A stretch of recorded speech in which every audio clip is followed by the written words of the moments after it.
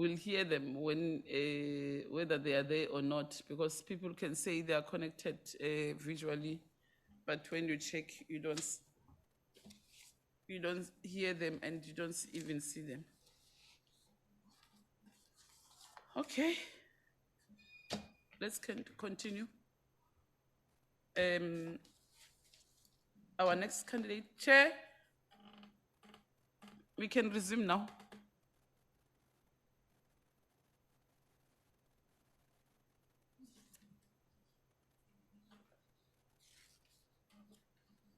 Honorable Ndongeni.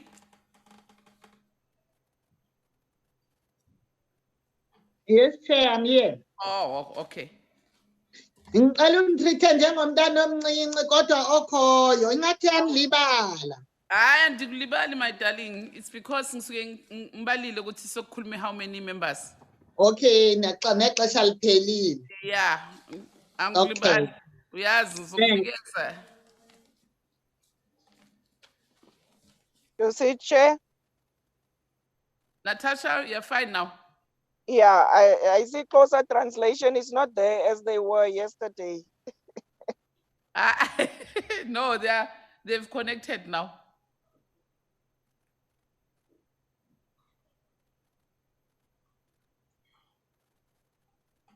I'm told they are connected now, so we'll hear them. All right, Chair. All right.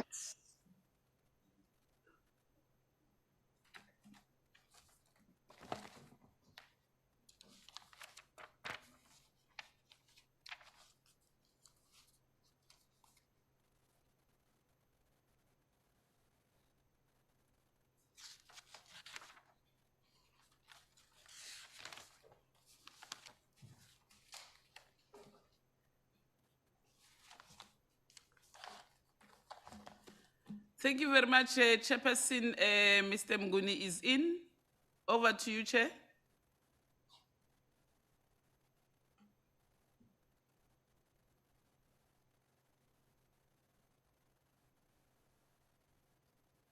Chairperson?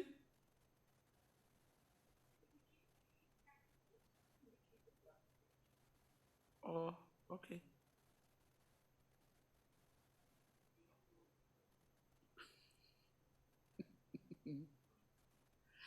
Okay, thank you very much, honorable members. The chairperson will join us. She's still trying to log in. Good morning, Mr. Mngoni. You are welcome. I want us to introduce ourselves. My name is Nonhlanhla Ncube-Ndaba. I'm the chairperson of the Portfolio Committee on Women, Youth and Persons with Disabilities. I'm co-chairing this subcommittee with the chair of the Select Committee on Health and Miss Gillion Morentia Gillion, yeah. And then I will now hand over to honorable members to introduce themselves. Honorable Masiko.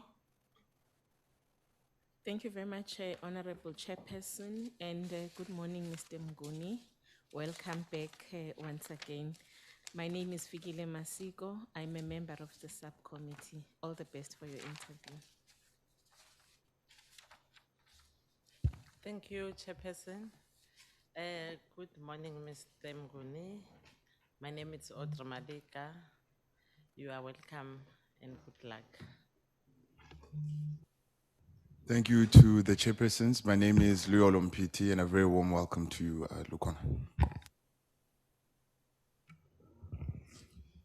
Thank you, chairpersons. My name is Mbulelo Bacha, and I'm a member of this committee, and welcome. Ungayikhulula lento uyifakileyo sizokwazi uvana naxa sithetha. You can take off your masks so that we can continue. Thank you. Siyabonga kaniseni khona. Molo, Mr. Mnguni. Good morning. Ilungu lale committee. I am the member of this subcommittee. I wish you well on this interview. Thank you. Nakenza Chairperson, Rashid Mr. Mgon, Vitoni Brenda Matable, member ya subcommittee le.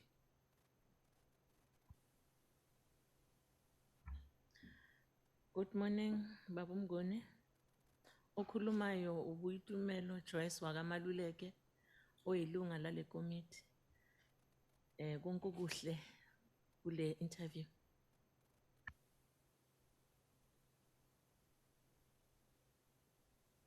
Honorable Ndongeni.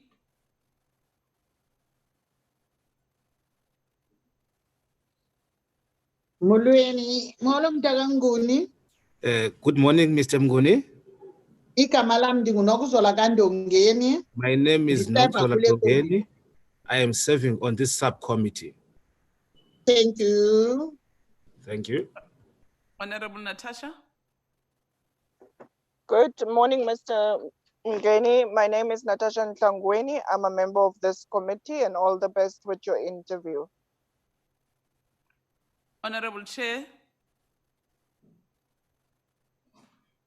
Still not in.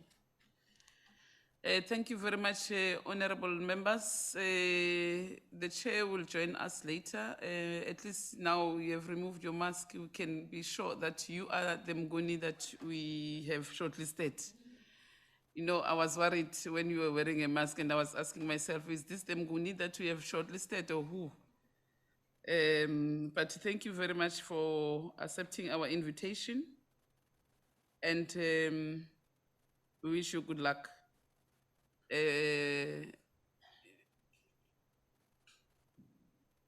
Our first question is, tell us about yourself and why do you have interest in serving in the NYDA board? But also, what we want to hear from you is your understanding about the agency, about the NYDA agency. And as you are going to give us your introduction about yourself, you must also tell us your involvement in youth structures or any youth activity that you've been involved in. Over to you, Mr. Mnguni, and you may sit back, relax, and so that that mic must not make an echo. Okay. Because they say when you are very close, it makes an echo. Okay. Yeah. Thank you very much, Chairperson. I thought that the returned soldiers would be given a quiz as to whether or not they still remember the members of this committee. And to my delight, there's somebody who shares a name with my mother, Noxola, so now I'm at a bit of ease. It feels like my mom is in the interview. Thank you, Chair. It seems like a double-decker question, but I will try and be within 5 minutes. I am Lukona Mnguni, umthembu Qhudeni umvelase waseBhalasi, in a small town of Flagstaff in the Eastern Cape. That is where I grew up. Ndingumthembu okhulele emaMpondweni, indeed. And that has informed a lot about my life. I grew up with my grandparents, whom I still am fortunate to have at 90 and 86 respectively. I'm also a person who's very enthusiastic about development of this country and the world around us. Of this country in a number of ways. One, intellectually, as you would have seen in my CV, I've immersed myself on development studies. My first journey was in engineering. I tried to be a mining engineer. I stayed there for 3 years, but I felt I needed to be immersed with our country much more than just becoming a professional. So I went to study in areas that would enhance my knowledge and understanding of the world. And it's been a beautiful journey. In that time, I've not only just immersed myself in books, even though some of my degrees are cum laude, I've tried to also live a social cum laude life among young people. And because I'm still young, much of my involvement has been with the youth and remains youthful. In various structures at university, this would have been through church societies at WITS. It would have been through something such as the Black Management Forum Student Chapter at UKZN and what is now called Enectas, which was at the time SIFE, which was young people who employ social entrepreneurship to solve society problems. And we would do a lot of work in communities trying to empower different people. That has stayed with me, including my current work now, where I serve on various boards. I am at the Democracy Development Program Board in Durban, which does a lot of work with young people across KZN in communities, empowering them in terms of their understanding of social life, but Just ensuring... hold, Mr. Mngoni. Ethi ngibambe la kuqala, because I'm told that ku YouTube they're not streaming our interviews, Facebook, and let me read what they wrote to me now. And 408. I don't know whether they are sleeping or what. What's happening? Are they on now?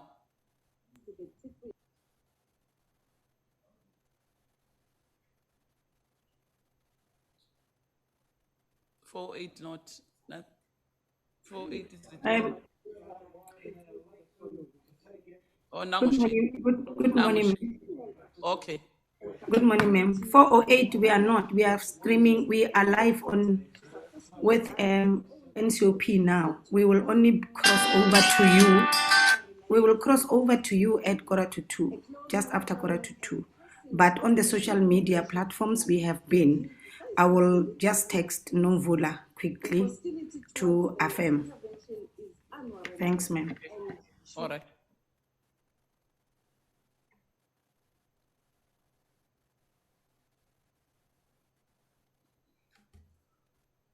Okay. Let's resume, Mr. Mngoni. At least ngipozile. Thank you, Honorable Chair. I was just going through some of the work I've done with the Development Democracy Program, Democracy Development Program in Durban, which works with young people, making sure that they are part of political participation in the country. Recently, I've joined the Oxfam South Africa board, which is also a reputable organization that does significant work with young people, particularly in some communities around the questions of gender-based violence. But I think one suitability for the NYDA board comes at commanding a level of respect and confidence among your peers across the country, across the political spectrum. So you have to have social capital and political capital. By political capital, I don't mean political patronage, but I mean you must be well-versed in the politics of the country and understand the multi-layeredness of it and the importance to give voice to various political participants and actors. So in that respect, I think, even among the 40 colleagues that have been shortlisted, I know quite a number of them, probably 50% of them personally and otherwise as acquaintances. And that degree of respect and confidence from your peers is very important.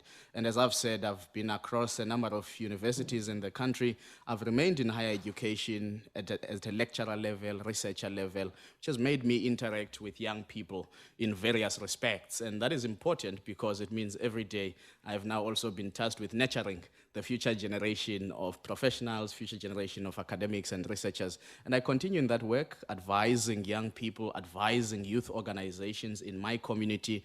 Some people are trying to form co-ops, they come to me. So that's the kind of work that I have done. And I think the work I have done gels well with what the NYDA agency is, because you said I must give a bit of an understanding in the limited time. My understanding is that the mandate of the agency is quite broad and open-ended, and necessarily so that if you are looking at mainstreaming youth development across all sectors and spheres, it must be broad enough. It means that you are having a relationship with the private sector, and again, there I have a bit of social capital with some private sector players from CEOs and a variety of executives. You must be immersed with civil society. I've indicated the boards I serve in civil society. I've held funding from the Open Society Foundation to do Election Watch, which made me acquainted with a lot of civil society actors who are on the electoral type of participation work in our country. I've also, immersed myself with government departments. And one of the things that is nice is to enjoy the confidence of those who are in power, even if you are abrasive in your political views towards them, but they still admire the fact that even though you may be critical of them, you are able to give them solutions from time to time. So in that respect, I've interacted with a number of ministers from time to time, just understanding. In fact, even in this house, I was part of a presentation to committee chairpersons at some point earlier this year or late last year. So that's the kind of work that I've done, and I think the National Youth Development Agency, for it to be successful, it needs people who are immersed across all those spheres of society. No, thank you, Chair. Like I said, I thought it was a double-decker, so... Yeah. No, thank you very much for your introduction. I can now take hands from honorable members. Honorable Ndongeni, you'll be the first one. Honorable Masiko will be the second one. Honorable Mkweba, Mpiti, Pacha, Matebula. Noma ngingamshaya ngama-question amaningi. Ubhala kakhulu. That was on the lighter note. Okay, in that order, Honorable Ndongeni. Enkosi sihlalo ndiyabulela. Mntakamnguni, ndiyabulela nokuva into yobana umama wakho nguNoxol. Ndinethemba lobuzoli liyafana nam, ne? Okay. My question is, Putin, effective governance in the public service encourages better decision making and the efficient use of resources. How would you ensure good governance in the National Youth Development Agency if recommended to appoint to be a board? The second one, what are the 5 main principles of good governance within the context of democratic government and efficient public service? What would you do to enhance the NYDA to conform the principle of good governance? Ndiyabulela. Ndicinga uba undivile zonke, ne? Dikvile Honorable Ndongeni, ndiyabulela kakhulu ngombuzo wakho. Good governance is an interesting one, and it's a practical issue in terms of development and not only making for better decision making, but also ensuring that you have a consultative process insofar as how you command stewardship over your resources and then take decisions. And many people tend to make this just about finances, and yet good governance is far more than those principles. So the first one, Honorable Ndongeni, which has actually been missing in some instances within the NYDA, is to develop a spectrum. There can be more than 5 principles of good governance. You're talking to the question of the rule of law, you're talking to the question of public participation in the processes of the NYDA, and one of the things that we need to achieve is to take as many young people in the processes of decision-making and prioritization and budgeting of the NYDA. For example, you don't have a consultative chamber of youth formations where the likes of Honorable Mpiti with their peers can sit as participants and people who are consulted in the business of the NYDA. You've got a lot of professional bodies of young people that are complaining that they don't have an interface with the NYDA. So one of the principles of good governance that have to be bolstered at the NYDA is this question of public participation. You then have the question around transparency, that you must conduct your affairs in a transparent manner. Now it's curious, the NYDA has amended its values twice since its inception. But the value of transparency has never made it into the values of the NYDA. And you've got to put that value because it informs how you inform the public from your procurement process, because there is a lack of confidence in the NYDA sometimes by people that they are giving money to peers, they are giving money in a patronage system, and transparency will help you to stop that. You need a responsive, that's another principle, you need a responsive NYDA. And by responsive, you look at the vision of the NYDA. It wants to be an activist developmental agency that responds to the plight of South Africans.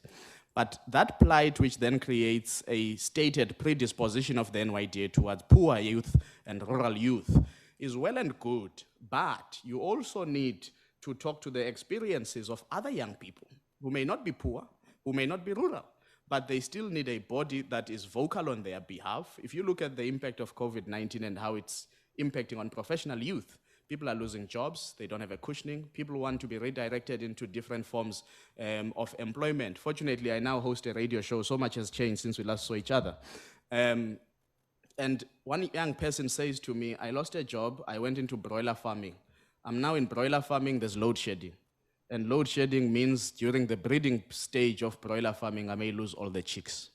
How does the NYDA respond to that young person? Not looking for funding from the NYDA, but needs a much more efficient state. And the NYDA needs to play its role in holding the state to account. The act of the NYDA is very clear. The NYDA must be responsive by way of holding the state accountable. Government departments must report to the NYDA.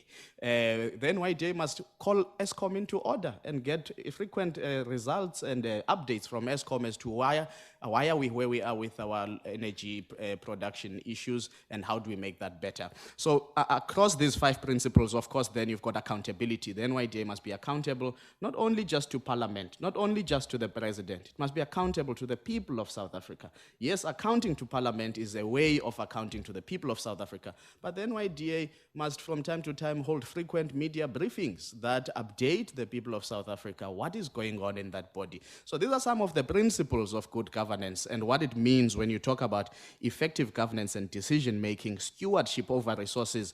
That one is a bit easier because we are at the mercy of the Public Finance Management Act, and we are also at the mercy of the internal control systems that are developed to ensure that you have good governance over the resources, over the monies. But the other issue that you can then do, which I intend doing if I have the privilege to be recommended by this committee again, I intend on making sure that the NYDA cuts a bit of fat. So in some budget areas, there's some fat. And I know people always look at the salaries at the NYDA versus the monies that go to the mandate. But look at some areas, look at communication and PR. NYDA spends about 16 million rands. Look at about travel and accommodation, upward of 10 million rands. How do we leverage on technology, make sure that we lessen on travel and accommodation, lessen on communications and PR, lessen also on IT, which has a very high budget, and you are not so sure what it is doing. Trim that fat, take that money back to youth development. That's how you achieve effective governance. That's how you achieve making sure that young people are catered for. There are other ideas whether we need to move the head office of the NYDA from Woodmead and allow the metros in Gauteng to bid to host the office, give land, build it, have a consortium between Public Works and the Jobs Fund to ensure that you build what I call a youth park rather than a youth head office. And a youth park will allow you to do a number of things. You can have a theater there, which young people would have access to. Currently, young people, when they need theater space, they've got to rent at the Market Theater, they've got to rent at the State Theater, and it's quite exorbitant amounts, particularly for those people who are still at the formative stages of dramatic arts and so on. So there's a lot that, from a good governance perspective, we can help the NYDA achieve, help the NYDA box at the level that it is meant to be boxing. It's been doing well, the audits are looking good, but good governance is not just audits. Good governance is being effective, responding to people, being admired and being felt in terms of presence by all young people of South Africa. Thank you very much, Mr. Mnguni. I wanted to make follow-up, but I want to give honorable members an opportunity to ask you questions. Honorable Masiko.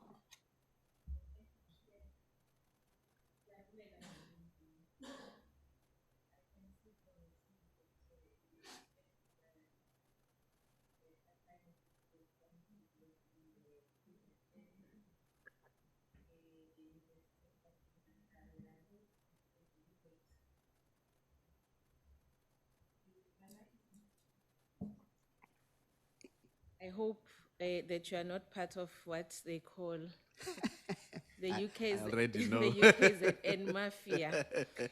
Nonetheless, Mr. Mnguni, ask us go to Kese Palace.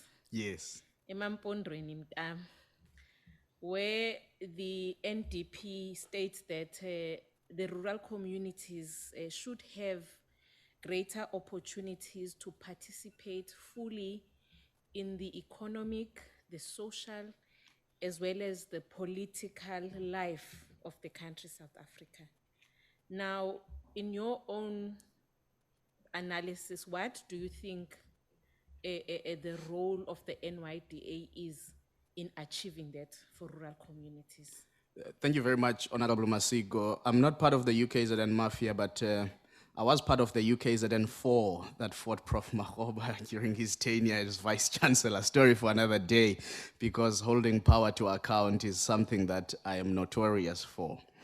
The NDP is correct in its articulation. The first thing that the NYDA needs to do, part of the objects of the NYDA and its capabilities that it should develop according to the Act, by the way, is research and development.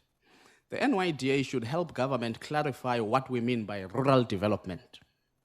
Because while we have a department attuned for this task, the definitions are not really impressive or helpful.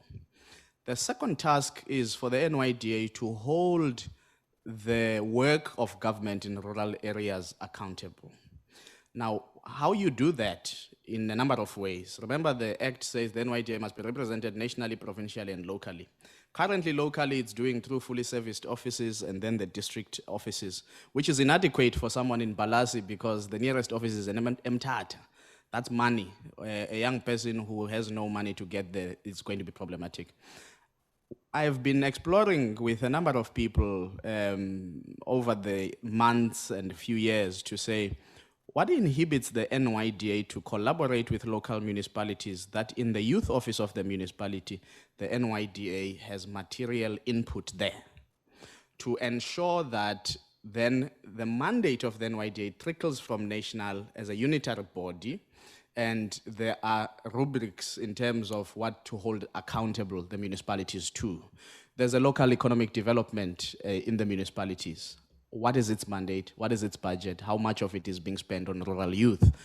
This idea that the NYDA must be the one solving problems is at times misplaced in understanding the mandate of the agency. Part of the mandate of the agency is to help the state function well and better and deliver to the person in Palas. Because the person in Palas confronts a number of problems. It's scholar transport issues, which the person in the municipality then can interface with the district office of education to ensure that the children in Ebalasi who are part of the NYDA, by the way, when they hit 14, they are able to access school and don't have to walk long distances. You have to start there. What are the opportunities? What do we then do with what we call the loitering youth in Ebalasi, who are part of the 3.3 million young people who are not in education, not in employment, not in training? What do we do with those? Some of them, when I talk to them, when I go home, they say, I can do plumbing, and they can. They cube for us in terms of electricity, emakhaya, because we don't need a certificate to take to the municipality in the village. But how do we ensure that we capacitate those young people, get them to do trade tests and all of those, but have a non-bureaucratic process to do that? That doesn't take them out of the community, and then for 3 years they must be part of this process that's complicated on a trade test. Do orally. We need to be imaginative in how we affirm the skills and talents that young people already have. And in rural areas, those are there. You need to also empower people like myself. Now I'm saying I can't self-empower if I make it to the NYDA, and unfortunately my friends might not be able to be empowered so that there are no problems of governance. But a group of us started a stockfell, sheep farming stockfell. And I've got 5 lambs now that are growing through this brutal winter. And we are able to employ young people as caretakers for this and that. How do you empower those young people who are far removed from their communities but want to create a presence in their locations, in their villages, through farming, through other business ventures? Has the NYDA talked to those professionals? That's why I'm saying the predisposition to poor and rural youth of the NYDA is great, but not necessarily always to make people entrepreneurs, but to give support, funding access. And how do you make sure that those professional youths, amagoduka, as we call them, are able to be assisted to plow back to their communities their disposable income as a way of generating jobs and creating economic activity? And lastly, I think, is the question around social security. for rural people, how do we ensure that in the social security we create some savings for them? This has been said to DSD for a long time.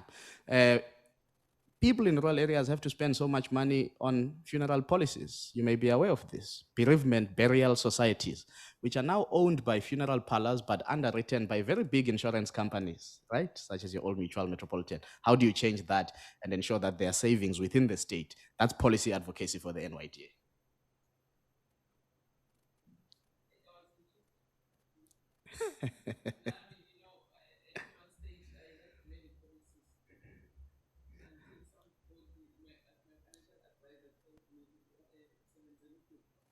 Or that you are healthy, you are not about to die. Yes. Thank you very much, Mr. Mguni. Honorable Mkweba. Thank you very much, Chair. Mr. Mguni, my question to you is very simple. What is the relationship between the Integrated Youth Development Strategy and the National Police, the Integrated Youth Development Strategy and the National Youth Police? Why I'm asking this question is because one of the main objectives of the NYDA Act is to develop the strategy and also develop guidelines for its implementation, recommend to Parliament and also for the President. So what will be the relationship between the two in terms of youth development? Thank you, Honorable Mkweba, for this question, and I hope that as we go through the amendment bill, you will stop the minister in her tracks in terms of amending these objects out of the NYDA Act, because they are very important. The strategy is an execution mechanism for the youth policy. So the strategy must harvest the key priorities that, if you implement them, informed by the National Youth Policy. Remember, the National Youth Policy is quite a consultative process that involves as many young people. There are public comments that can be given, and it's usually just led by the department that is the executive authority over the NYDA, for Department of Women, Youth and Persons with Disabilities. Now, once that youth policy is formulated, it must inform the NYDA's integrated youth development strategy and harvest the Mguni, if you can start off again with that, your answer. Okay, sure, thank you. So I'm saying the relationship between these two is a very simple one. The strategy is an executing mechanism of the National Youth Policy. The strategy informs the priorities that, if you were to harvest these priorities, act on them, you would create an effective dent on dealing with the plight of young people. In terms of youth development, you would have moved the needle significantly through the strategy. And it's an integrated youth development strategy because it's cross-cutting in terms of sectors. Community-based organizations must be imagined, civil society, private sector, the government in terms of the public sector and so on.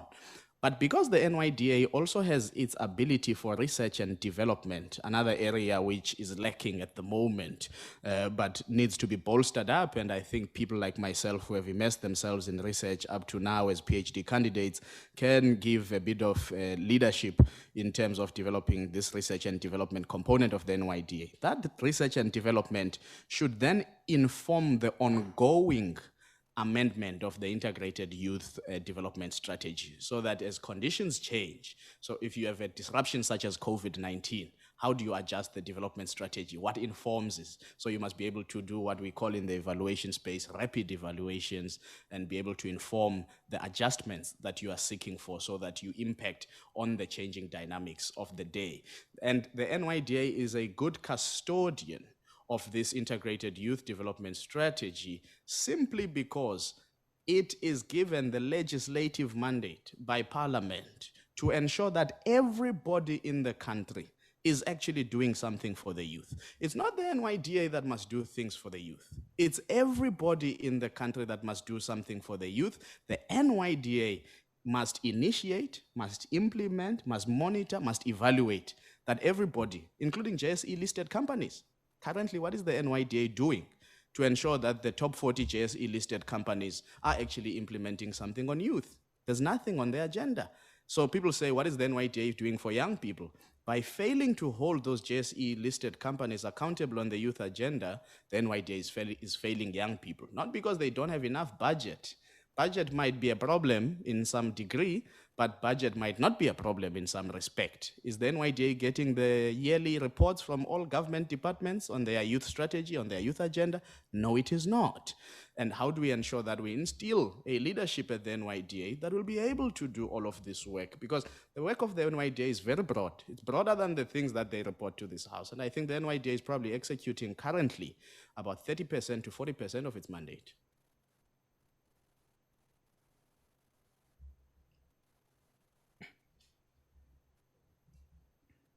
Problem ukuthi when somebody is responding, you want to digest some of the answers.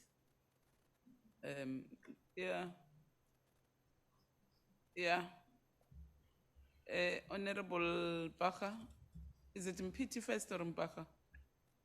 Mpiti first. Bayasaba nokumbuza imibuzo. No, Why? Chair. Amadoda asaba indoda. No, Chair, I think Honorable Mpiti is still scared. Someone told him that it's not his father's radio station the other day during a debate on radio at Power 98.7. Oh, okay. Thank you very much, Chair. Thanks, Mr. Mnguni, for really some thoughtful points that you're making, I think, which are very refreshing. And particularly the point, I think, on professional youth is something that has been very underscored, I think, by the NYDA and something that needs real attention. My question to you is around the matter of public participation that you already mentioned. And I think as honorable members, we hear a lot from young people, particularly with the activities of the NYDA, that they are not consulted, that there's a select group of NGOs that receives communication or gets invited to certain things. And so should you be appointed to the board, how will you be able to reimagine public participation, particularly for young people in the Eastern Cape, Stekspruit, KwaZulu-Natal, for example, who don't have even a proximity to an NYDA office, because the closest NYDA office in Stekspruit is in East London, which is about 4 hours away. So how do we make public participation? We have the NYDA amendment bill coming up. The National Youth Policy has already been completed. And so as these documents come through, we want them to be an expression of young people in this country. So how do we reimagine public participation for rural young youth who have been left out in most occasions in the drafting of these documents that basically determine what the youth agenda is? Thank you. Thank you, Honorable Mpiti. You know, it's a question of access on one hand. So you can create the public participation platforms, but how accessible are they? And part of this has to do with how do you understand the spatial dimensions of South Africa. Rural areas by nature are difficult to access. Some of the research I've done in KZN tells us that some people can spend 70 rands from their rural area to the nearest town. 70 rands, one-way trip. Two-way trip, 140 rands. Now you can then imagine that if you were to bring participation even to Stekspruit, there might be some youth who are unable to get to the town of Stekspruit because of this problem of access to the public participation platform. One of the things that we need to reimagine, and this is why I like saying, you know, it's about the NYDA getting the state to function better, is also helping Parliament and municipalities reimagine how they do their own public participation. Because if you talk about the amendment bill to the NYDA Act, it's going to be driven largely by parliamentarians. One of the things, and in fact, I was doing a democracy study, 1,000 voices across 10 rural towns in KZN. Overwhelmingly, young people were saying they have never been consulted on any policy, on any legislation. Yet Parliament will report, we did X meetings, and we accessed so many people, but there are so many people that still remain left out. There are two ways that are easy to access communities: schools and churches. Now, one of the problems that have happened in South Africa is that the schools have been seen as these independent entities that should not be contaminated with any business of the state besides teaching and learning. It might be a deficiency, because if you then make, for example, life orientation part of public participation in action as civic education, and life orientation as a part of training citizens and citizenship. And Bertrand Russell really says in his book, Education and the Social Order, we must decide whether we want the education system to produce individuals or citizens. Currently, we are producing individuals, not citizens.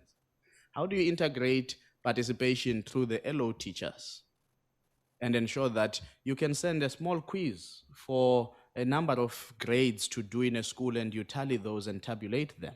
The other way, Honorable Mpiti, to increase participation across all areas is to ensure that the NYDA revives exhibitions, scientific exhibitions. Currently in this country, there's a dearth of that. It's only the ESCOM and Saibono science exhibition that's quite prominent. NYDA can do exhibitions that involve all schools across all districts. And in that way, when you do those, young people may have some questions in those exhibitions and they can be responded to. You will empower them. But you also partner up, the fellow who has written this book, Ayabonga Tawe, another brilliant young South African, is doing something remarkable in his community around Queenstown, trying to deploy connectivity for local people.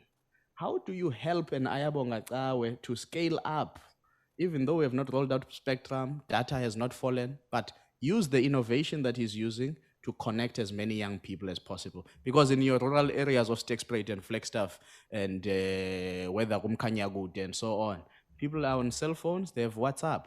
How do we create, smarter ways? And this has now led, because of COVID-19, so WhatsApp bots are being used a lot by government. Some people now know GovChat better than they did before the pandemic because they've been leading in some of these innovative ideas. So use technology, deploy innovative solutions for connectivity, but leverage on what you already have, schools and churches, to be your information dissemination centers. And at times, what we are consulting on and participating on, let's not go to communities with thick documents. You go to a community with a 200-page document that has not been distilled. You are disadvantaging, you are short-circuiting public participation. Because how many of us here have read the National Development Plan in its entirety, in the hundreds and hundreds of pages? So when we invite people to public participation, we must also simplify what we are taking to communities and be clear on the questions that we want communities to be able to answer. That's on the general participation. On the business of the NYDA, though, there must just be an open door policy for everybody to be able to be in conversation with the NYDA. And I think the leadership of the NYDA must not treat itself pompously. It must be people who are rooted in communities, who are humane, who are accessible, who are compassionate, not because you have been appointed now, so you big shot, so be suit, and you can't talk to other people because now you have the direct line to the president and you become a gatekeeper for young people's access. And that's why I'm saying research and development is important, because it's another form of participation. Because as you do those surveys, as you do those focus groups, as you do those interviews with young people, that on its own is participation, because you are harvesting and leveraging on the intellectual imaginations of young people to inform your strategies, to inform your work, but to help you inform society. And one of the things, Honorable Mpiti, lastly, before the clock rings, is really to say, to improve public participation in the NYDA. I think if I were to make it to the board, I would persuade colleagues that we establish an NYDA parliamentary councillor, which would ensure that all the work of committees, I mean, COSATU has it, the Catholic Bishops Conference has it, and a number of other people have councillors here in Parliament who sit as observers in various work of the institution of Parliament. You do that in Parliament and the 9 legislatures. Now somebody says, well, it will cost money. Yeah, it will cost money. Maybe you might trim the fat somewhere and not employ as many people in the executive office of the board, for example. I don't think you need 20 people in the executive office of the board with 20 outreach officers that you don't know what they do in some instances. Strategically place people so that the voice of young people is heard in the work of parliament, but also that young people are listening in real time to the work of parliament, and then they're able to say, oh, the department was briefing trade and industry and competition. They didn't talk about young people. We mark that so that we send questions to the minister, so that we're able to, that's part of participation in decision making, in accountability frameworks. And I think if you think strategically about placing the NYDA across institutions of the state, you might actually move the needle of participation, not only in terms of access, but the quality of the participation.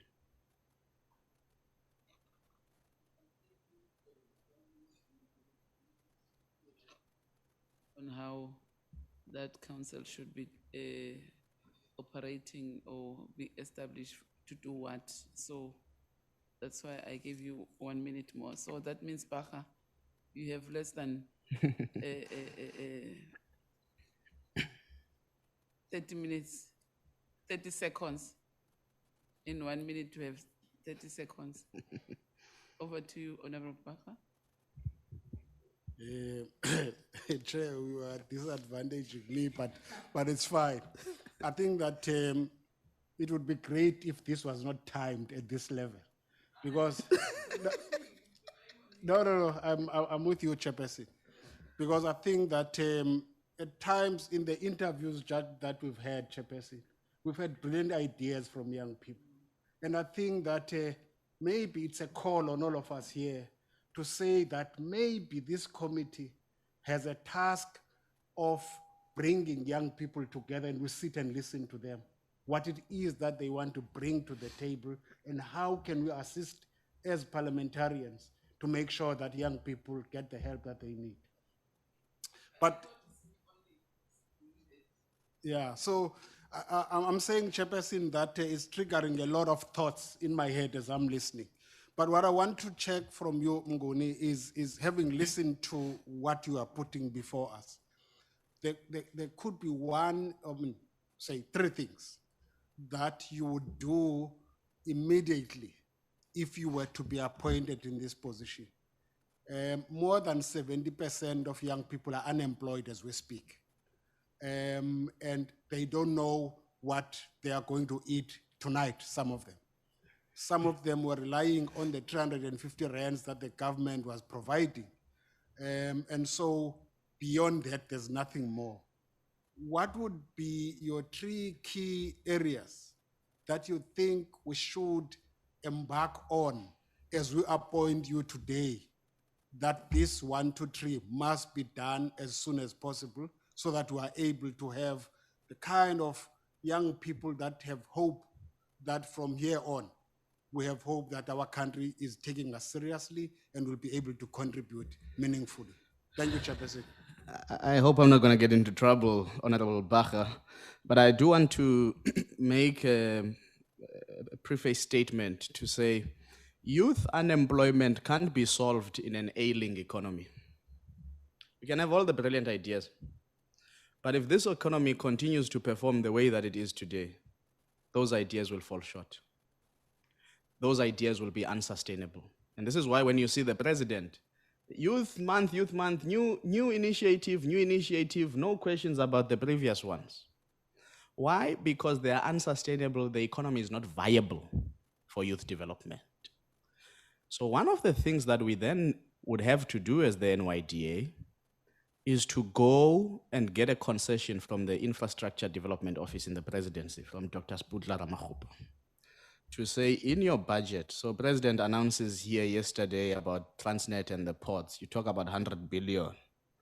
How much of that can be offset to ensure involvement of young people in the value chain business of ports?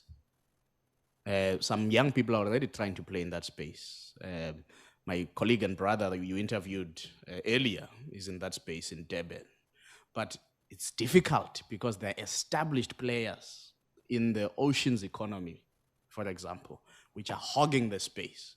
So when you talk about this development, so when the budget, we must be able to simulate our budgets when we talk about them and see youth in a budget form. Kenya does this very well. Every mega infrastructure project, they're able to simulate it before it is even done, so that you then say, let's tweak here because there's not enough youth participation, not enough youth involvement.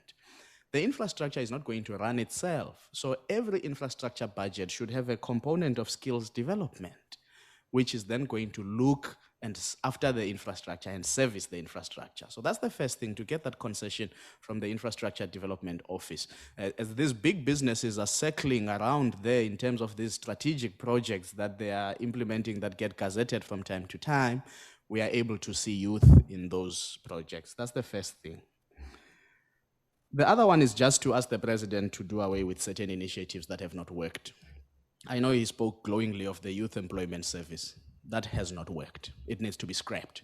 It's giving incentives to big business that are unearned, and it's in actual fact giving false hope to young people through one-year learnerships. President in March 2018 had said that yes, would deliver 1 million opportunities for young people. Today they are celebrating just over 55,000, 5.6% success on what was set out. It has failed, but big businesses have accumulated good BE scoring from the YES scheme because they've planted money, but no output in terms of sustainable youth development.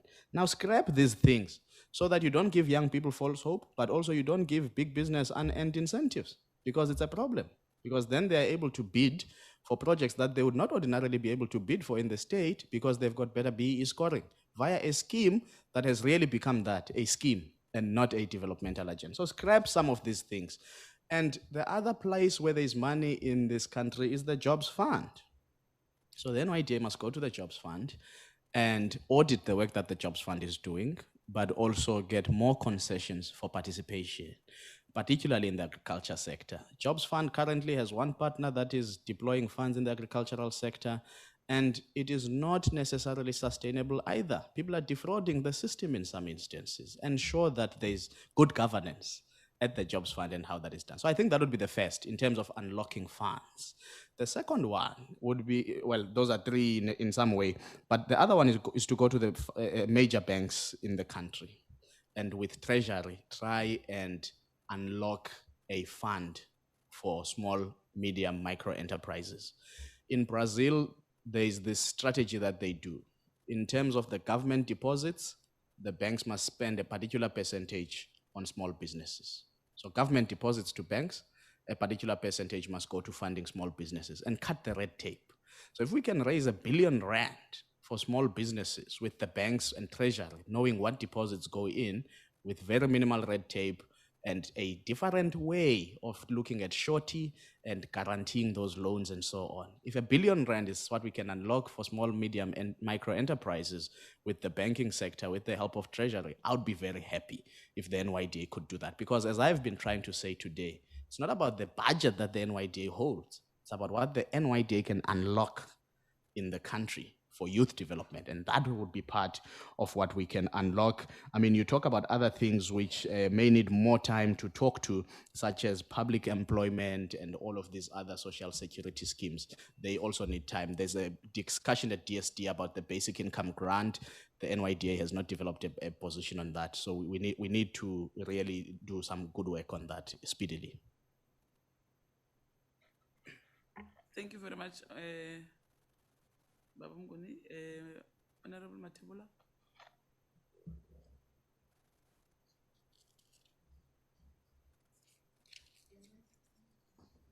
Chair.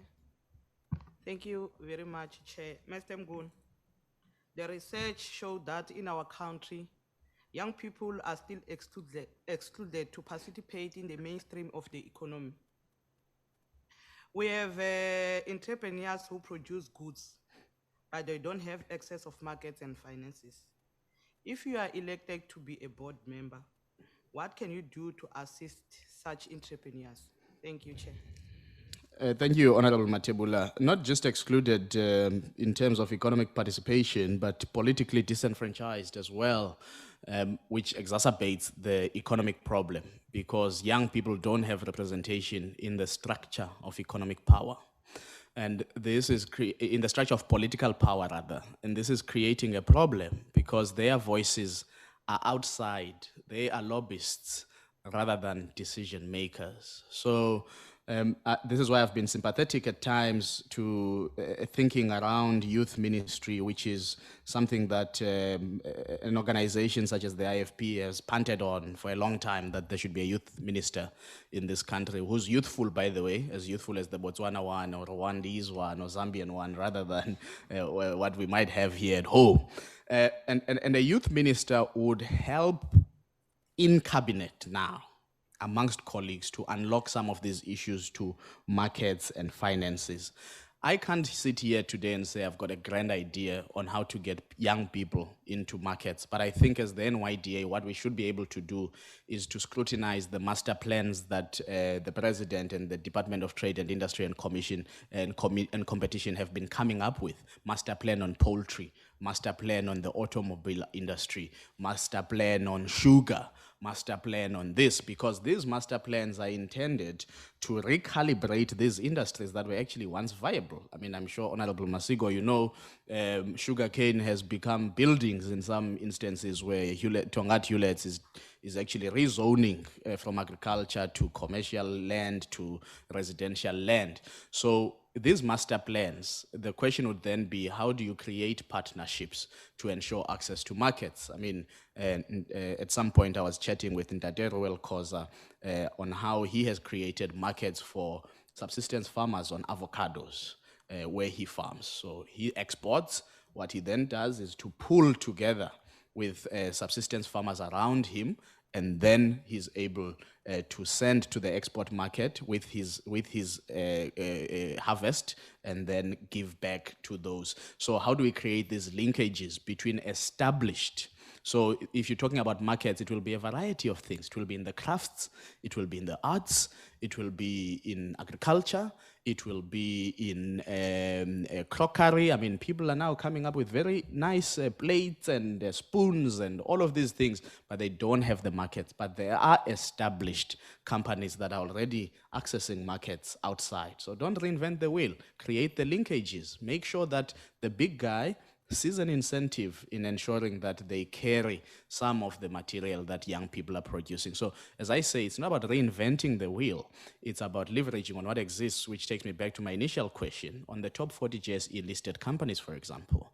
How do you make sure that there is great synergy between upcoming startups and those that are already established? If we are serious about breaking the monopolies in the economy, which has been the theme insofar as building an inclusive economy, for example, especially from the President in his State of the Nation's addresses. He says, let's break the monopolies in the economy. But you can't break the monopolies in the economy if you don't force the present monopolies to do something with startups and with young people. So that's how I imagine the NYDA helping with access into markets and finances, but also helping on representation in the political decision-making system. That if in cabinet you had a young person less than 35 who is a minister tasked with youth issues, it would complement the NYDA well, because the NYDA doesn't sit in cabinet. So it's not an executive, it's not part of the executive. It may report to the president or to the appointed executive authority, but it's not part of cabinet. The NYDA enjoys very strategic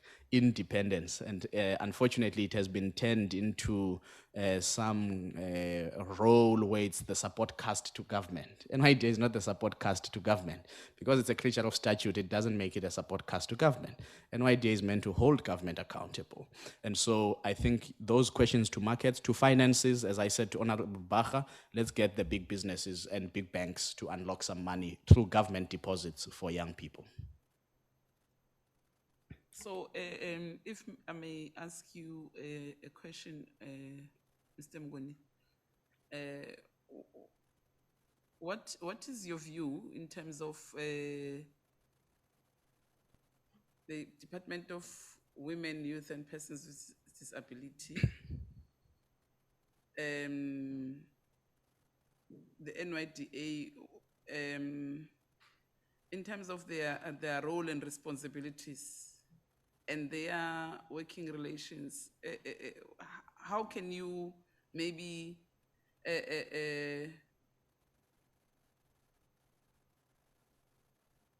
what is it that you think should happen? Because you see, sometimes the Department of Women, they think the NYDA is the one who must do most of the things. And whereas the Department of Women and Youth has got a responsibility too. So if you may to give us an advice or your own view in terms of their responsibilities and their roles, what is it that you can tell us as this panel? Thank you, Chair. I suppose you are saying, how do we make sure each sticks to their lane and do work properly? Not exactly, not each sticks to their lane, but what is it that the Department of Women, in terms of their roles and responsibilities, the Department of Women is expected to play their part as a Yes. department. But also the NYDA has its own mandate and its responsibility. So if you do your own research in terms of how are they working, what is it that you can give advice to us as the members of the portfolio committee, so that as and when we do our own oversight, we can be able to monitor on whether they are doing what is expected from them or not. Okay, Chair, I'll try. The first problem is conceptual. That department should not have been as broad as it is, but that's not something that can be fixed by this House. It's something that can be fixed by the President in terms of his executive appointments. Women, youth, children, persons with disabilities. I mean, you can see how broad that mandate is. Some countries have a child ministry, for example, that just looks after the welfare of children. Because the departments by nature are custodians of policy on what they are mandated on. That's the first role that that department is about. So is it formulating the right types of policy? Is it giving the right form of work? But because it's a department, it also has its own bureaucracy with DGs and DDGs and so on, people who are mandated to execute on these issues. The NYDA shouldn't be seen in the context of that department, to tell the truth. The minister is just sent as a guardian to the NYDA on behalf of the president. The act is clear. The NYDA reports to the president, the NYDA reports to parliament. NYDA must hold that department accountable on youth policy that it gives out and what it does in cabinet among its colleagues to ensure that there's youth mainstreaming in the business of cabinet. Just as in some instances, the Ministry of of Planning and Monitoring and Evaluation is entrusted with ensuring that across all the departments, there's synergy, but also there's monitoring and evaluation. So these departments that are in the presidency should have a global picture over the work of the executive. That's what that department should be doing. When you ask that department questions as this committee, should be asking them what are its colleagues in the cabinet doing for youth mainstreaming if you are talking youth, for gender mainstreaming if you are talking women, for persons with disabilities imagination if you are talking persons with disability. The NYDA is an entity on its own and fully fledged entity in its own right. What needs to happen at the NYDA is a board that can act independent of executive politics. That's what is needed at the NYDA. People who don't feel that if I say this, I will upset the president, I will upset the minister, and it will affect my future political career. You should have a board that is not concerned about executive politics. And that's the only way you'll have an NYDA that does what it's meant to do. The only thing the minister of that department does with the NYDA is to sign off certain things on behalf of the president. If the president is not available to receive them, the president could assign anybody else to look after the business of the NYDA at an executive authority role. But it's not subordinate to the department. And in fact, this is why I'm very concerned about the amendment bill, because it seems as if the minister is trying to usurp a significant number of powers from the NYDA to her department, so that the NYDA actually becomes a branch of the department, which is not what the NYDA is set out to be by this House. And I think this House will have to protect the NYDA from those amendment proposals. Okay.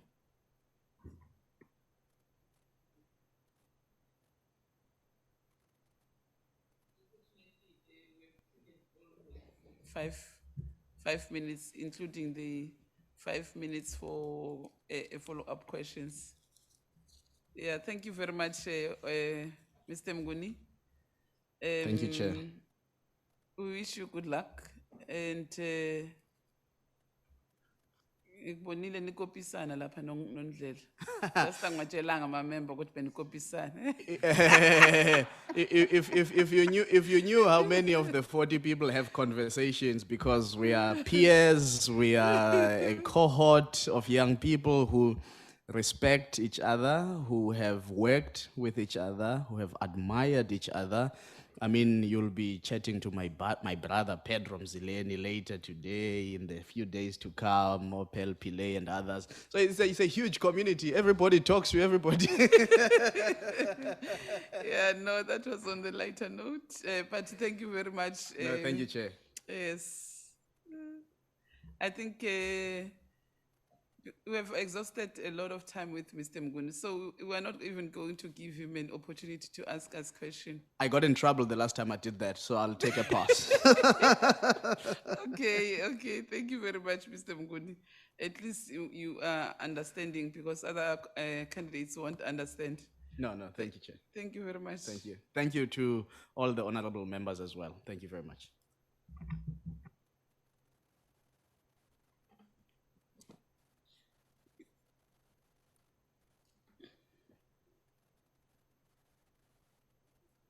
Who's the next candidate?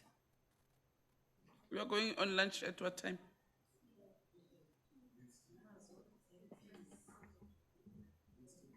Yeah?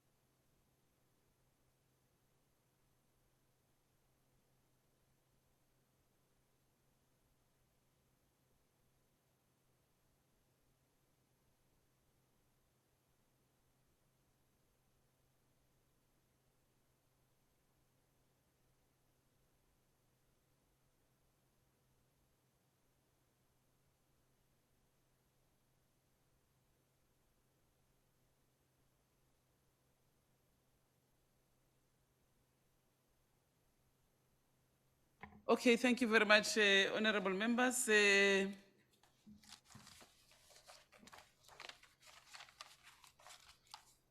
So we'll go on lunch at what time? Yeah? So when we start now, we'll finish at what time? Can we take 2 candidates, La? Oh, okay. All right.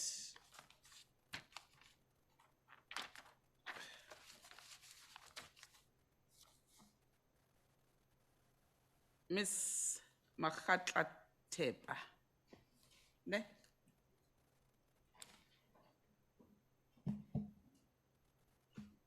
Chairperson, are you back? Chair, are you back?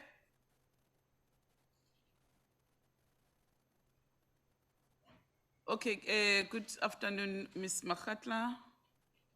My name is Nonhlanhla Ncubendaba. I'm the chairperson of the Portfolio Committee on Women, Youth, and Persons with Disabilities. You are welcome, ma'am, and good luck. I'll hand over to honorable members to introduce themselves. Honorable Masiko. Thank you very much, Honorable Chairperson. Good afternoon, Ms. Tape. My name is Figile Masiko. I'm a member of the subcommittee, and good luck for your interview. Thank you, Chairperson. Good afternoon. My name is Audrey Madlika. I'm a member of the subcommittee. You are welcome. Molo Sisi, my name is Luyo Lompiti, and I'm also a member of this. Good morning, my sister.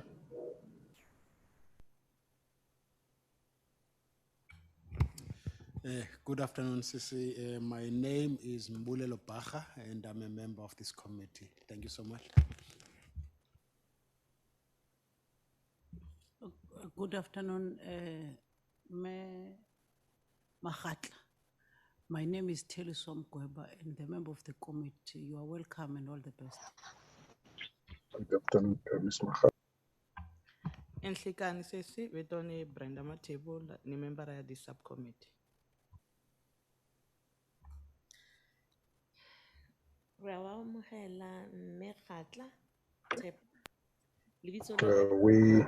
welcome you. Leloko la committee.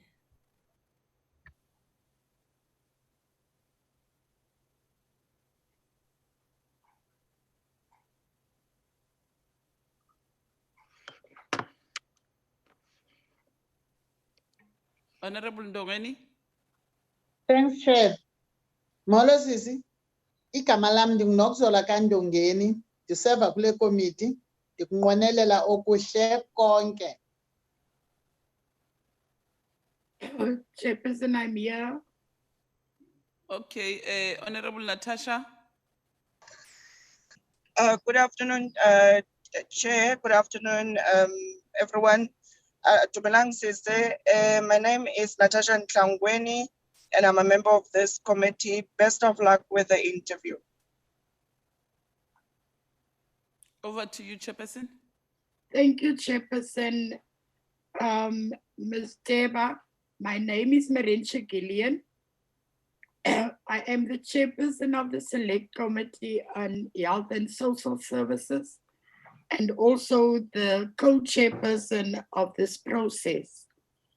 I want to welcome you to this interview, and I want to ask you to please relax. If you are a bit stressed out, take a sip of water, sit back, relax, and enjoy this interview with us.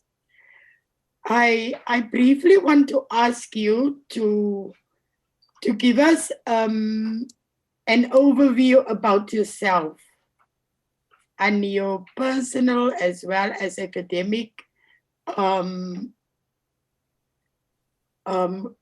qualifications. Also, my dear, can you tell us how you are or was involved in youth empowerment or development programs? And then secondly, brief the pen in committing yourself, your time, your energy to serve on the NYDA board, and also share your knowledge with us, what you know about the agency. I thank you.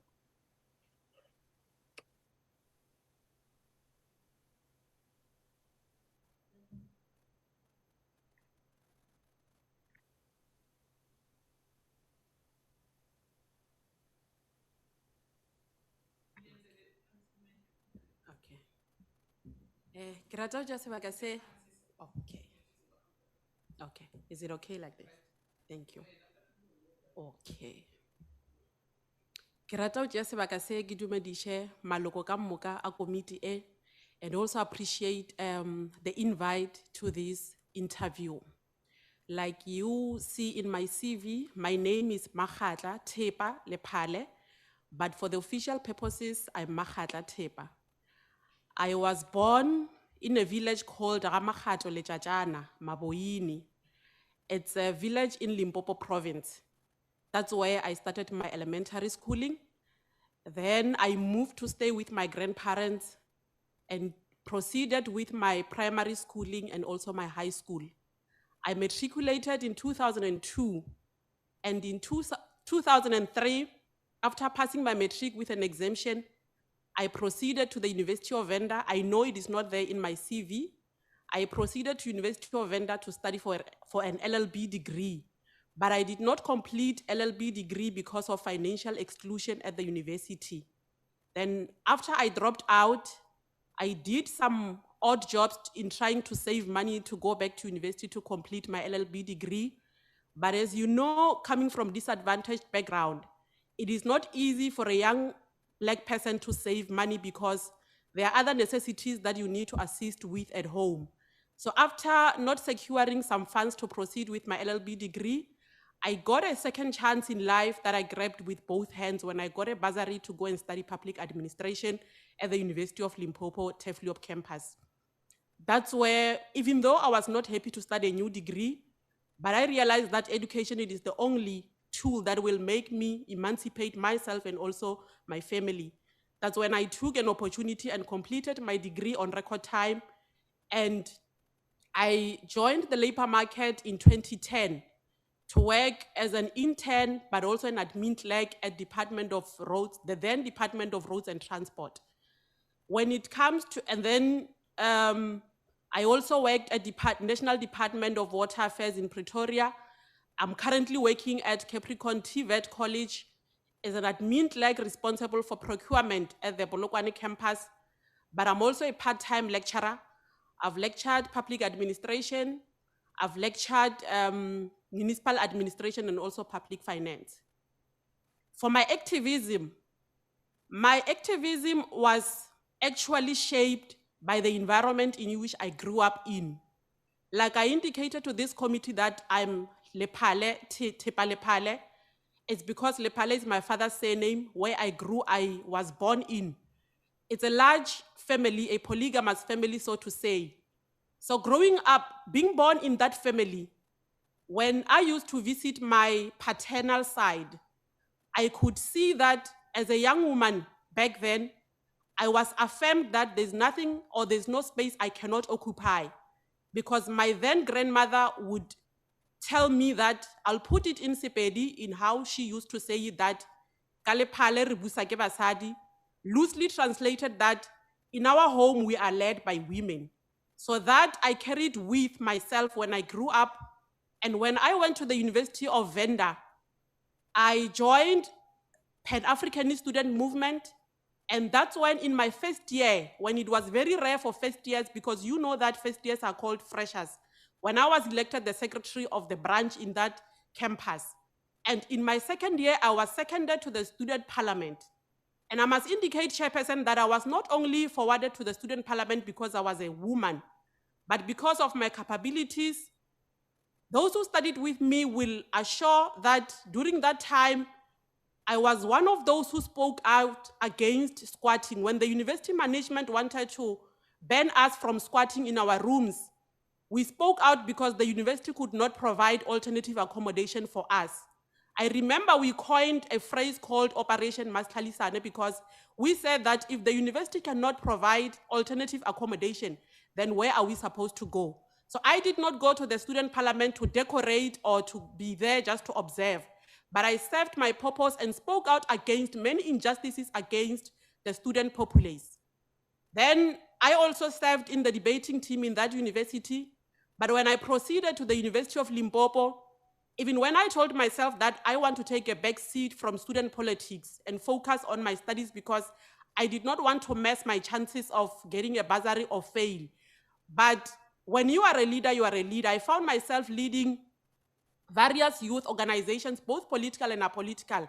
I led the Black Management Forum student chapter as a publicity officer.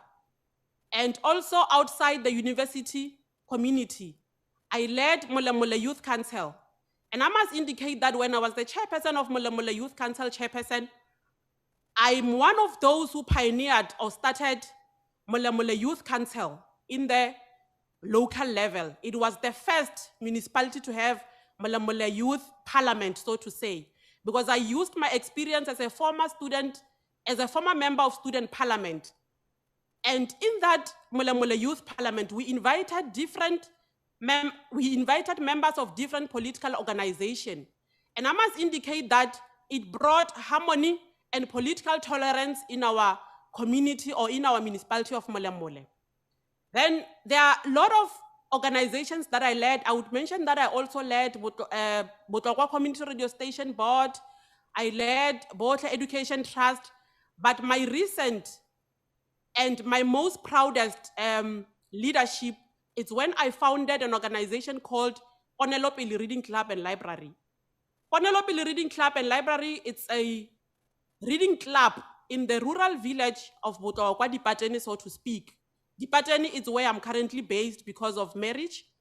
I founded the organization, and I must indicate to you, Chairperson, that because I've always been an actioneer or a doer, I fundraised to build a library for children. A library that has seen National Library of South Africa visiting, a library that has seen the deputy minister in the presidency, Honorable Tembisi Weya, coming to visit our library because she saw an interest that what we are doing is so big in trying to fight illiteracy in the villages. So I must indicate, Chairperson, that I believe that I am very much capable to lead the NYDA board because I will be bringing in the expertise that I have, because most of the time as people we tend to be rhetoric, but I'm not the one to be rhetoric, I'm the one to be a doer or an actioneer because my work speaks for itself. And I've also participated in the National Reading Summit to present a paper called Interactive Reading for Rural Children using the same organization that I founded, or the library, Ponelopele Reading Club and Library, as a case study. And Chairperson, I must also indicate that I can't use the word young because I just turned 36 on the 9th of June. So I'm a Black women emerging farmer because I breed pigs and then we sell the pork meat to local villagers. So I believe that if I serve in the board, I will be able to raise some of the challenges that young people out there face, like issues of access to the market. COVID-19 has dealt with a lot of businesses, but people always want to eat. I've seen it with the business that I run of selling pork meat. There's always a market there in the villages. But the biggest challenge is how to enter the big market to also compete with other big businesses. I must indicate that amongst the caps that I wear, I must say that I also led National Council of African Women during my teenage years as a teenager in 2001, because one of my interests is fighting patriarchy. Like I indicated firstly when I spoke, that the material conditions in which I grew up in prepared me for leadership. 5 minutes, Chair. Thank you. The 5 minutes is over. Thank you, Chairperson. Chair, can I hand over to you to take the hands of the members in the committee room and on the platform, please?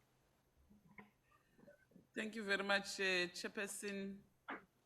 Mrs. Joyce.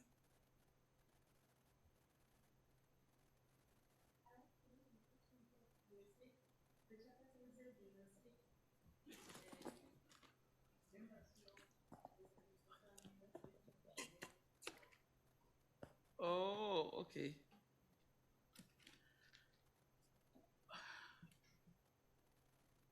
I'm taking hands.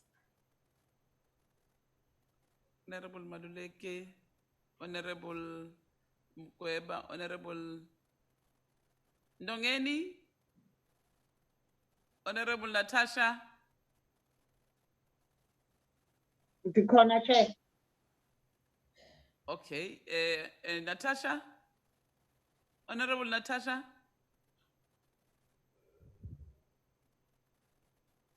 Honorable Matebula, Honorable Mpit. In that order. Chairperson, thank you very much. Metepa, I'm so happy to hear that you are from a village. And you know, we have a problem in South Africa because South Africa, most of our provinces, they are made up of deep rural areas. So I just want to find out from you if maybe you are appointed as a board member. I know some of the initiatives that you said you are engaged in of literacy and whatever.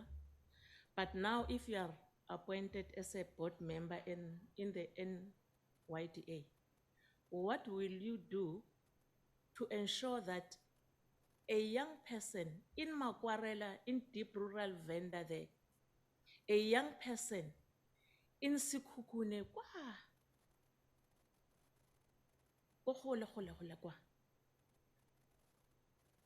knows about the projects and programs of NYDA? And lastly, you know, there's this negative narrative about the NYDA. What can you do to ensure that NYDA is seen as an agency that is pro everyone, especially the youth of South Africa? Thank you, Chair. Okay. Thank you, Honorable Member. Like I indicated that I come from the villages. So I think coming from the villages, I understand the challenges that young people in villages experience because I've also experienced those challenges, like issues of access to funding. When we started the project of building a library, we have knocked in many doors to request funding.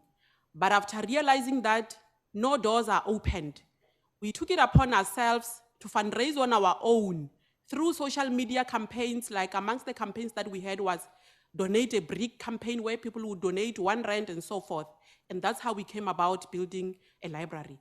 So what is it that I will bring to the NYDA in terms of ensuring that young people in deep rural areas of South Africa access the services or know about the NYDA? I think one of the things that I will do is to ensure that we have outreach programs to deep rural areas.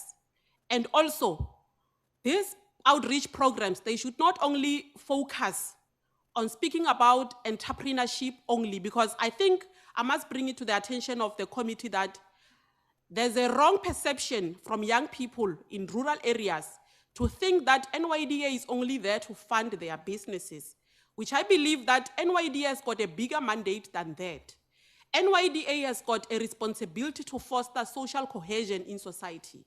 So amongst the things that we can do as a board, should I be appointed, because I believe that I'll be serving in collective, I will canvass my views in the board that one of the things that we should start with is to conscientize young people about the responsibilities and the role of NYDA before we can say we offer them services.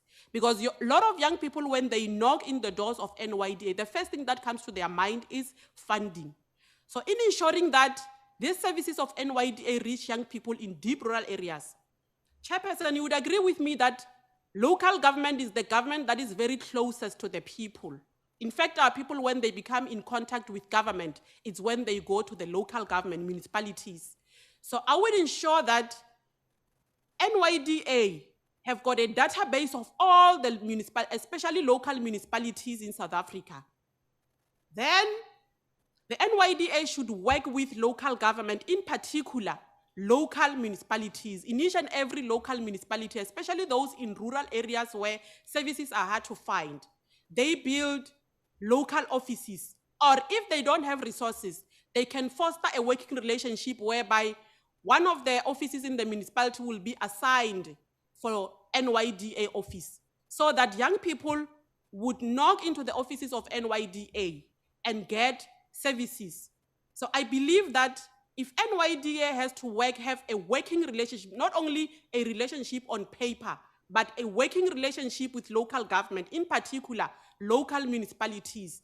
Because if they have a database of all local municipalities in the country, then there won't be a problem to reach a young person down in Bungeni or a young person down in Makwarela. So the only way to be able to work with young people in deep rural areas is when NYDA establish a working relationship with local municipalities. So I believe that having that relationship and also have a database of all civil society movements in deep rural areas, then once you have a database of civil society movements, especially youth-led civil society movements, then you will be able to know that if a young person in somewhere in Rasekgopo need NYDA services, then the civil society movement will be able to refer them to NYDA offices. So there should be a working relationship. Remember, the NYDA has got a responsibility to rally all young people towards developmental goal of the country.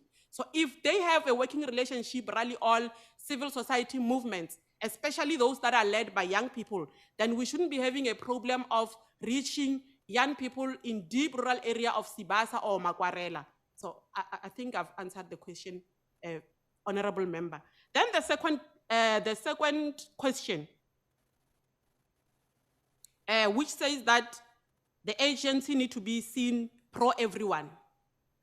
Chairperson, you would agree with me that when NYDA came into existence after the merging of Umsombovu Youth Fund and National Youth Commission, they were merged to bring about an NYDA that we believed that it will be developmental and also serve all young people in South Africa. And it is no secret that there have been lots of challenges in the NYDA. I'm saying this because some they have been reported in the media for everyone to see. But like, I'm not the person to dwell much on challenges. I'm very much solution oriented. So I believe that as much as we criticize the NYDA, we should also— 3 double crochets in a row. 1. Should I continue? As you 2, conclude, your time is and 3. expired on the question. Oh, okay. Should I continue? Oh, okay. Your time is expired in answering the question, ma'am.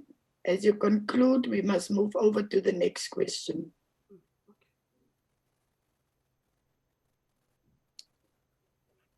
Can we have the next member? Thank you, Honorable Member.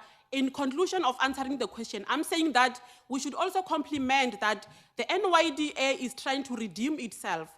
It is notable and it is noble that they have replaced the loan with the grant. So in trying to see the NYDA to be pro everyone, if I come to the board, I think— her time is up. Okay. Who's next? Makatla? Sorry for that. We are timing you now. Okay, I didn't know that. Thank you. Yeah. Thank you very much, Chair. And thank you very much, Ms. Deepa. But one question from myself is that the effective governance in the public service encourages better decision-making and the efficient use of resources. Then, Ms. Tipa, if you can be recommended and appointed to the board, how would you ensure good governance in the National Youth Development Agency? Thank you. Thank you for the question, Honorable Member. Chairperson, as I indicated that one of my current position in the job that I do is that I'm an admin clerk responsible for supply chain, for procurement. Procurement is another component of supply chain. And I must indicate that in the 10 years that I've worked in the environment of supply chain, I've never been brought before any disciplinary action. I've never been found taking bribe from anyone and so forth. So I believe that as I worked in the section when I was still very young, and there were a lot of temptations. So I believe that I've got the integrity and the capabilities to ensure that there should be good governance. And because amongst the things that I Here deal with is that we can just chain one, and then we just join it to the top of the first.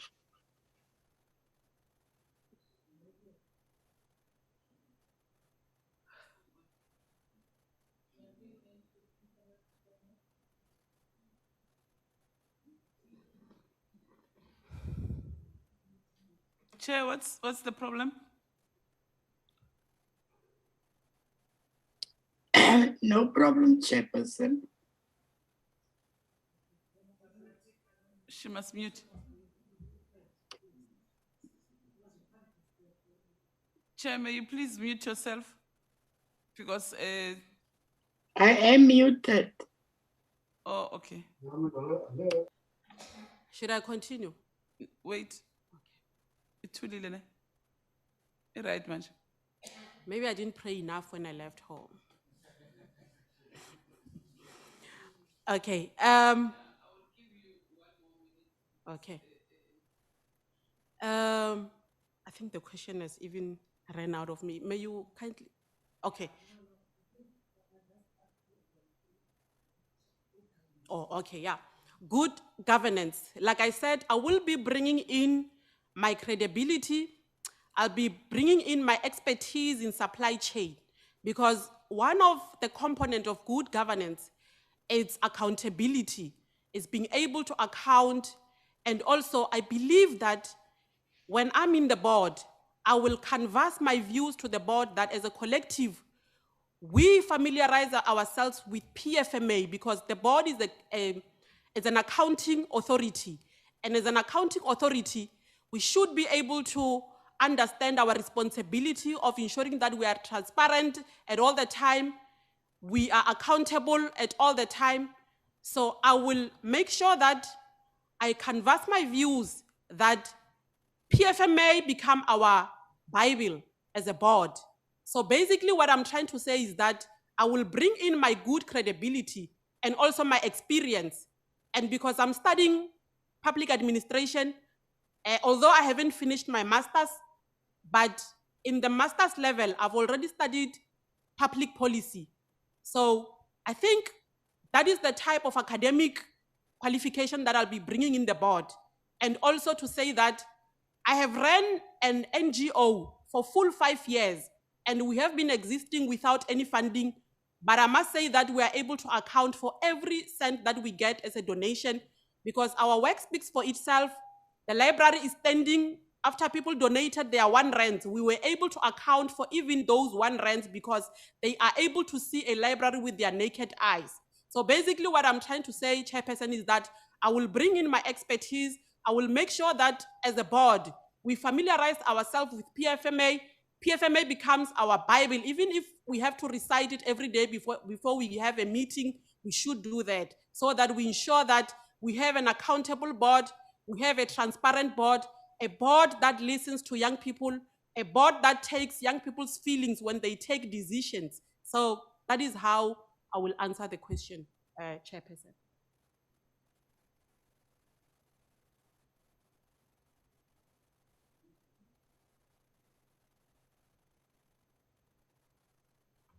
Nakensa Chairperson, Ms. Makhatla, if you are elected as a board member What can you do to address the issue of gender equality in the agency? As currently there are 59 managers who are males and 15 managers who are females. Thank you, Chair. Chairperson, like I indicated that I led one of the organizations that is in the forefront of transformation in society, Black Management Forum, student chapter at the time. So one of the things that we did was issue of transformation, but in particular, addressing issues of gender equality. So that on its own is an experience that I'll bring to the board. And Chairperson, I think also the board will have to work with civil society organizations that deal with gender issues. The board will have to rally organization that deals with gender-based, gender equality, and also to make sure that we contribute in policy in this country that deals with gender equality. Because one of the challenges that we have as a country is that we do have nice policies on paper that speaks about gender equality. But when it comes to empowerment of women, we sugarcoat the whole thing. So I believe that if I come to the board, I will ensure that we have activities or programs that aims to empower young women. And by empowerment, I don't mean to give young women positions we relegate. Mostly, I'll give an example, mostly in most political organizations, I've indicated in my CV that I used to be in student politics and also political organizations. One of the things that I used to fight about is the issue of young women being relegated to positions of deputy chairpersons and treasurers and deputy secretaries. So I used to fight about that a lot, to say that also as young women, we are very much capable to become chairpersons and also to become leaders in our own right. We don't have to be given position just to add number or to give gender parity just a good name.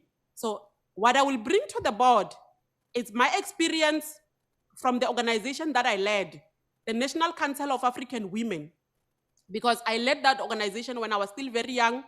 So I will bring in that experience to ensure that we have activities, but also we contribute and also we put pressure on business society to ensure that there is grooming of more young female managers in the country, and young female managers who will be given full support the same way that men managers are given.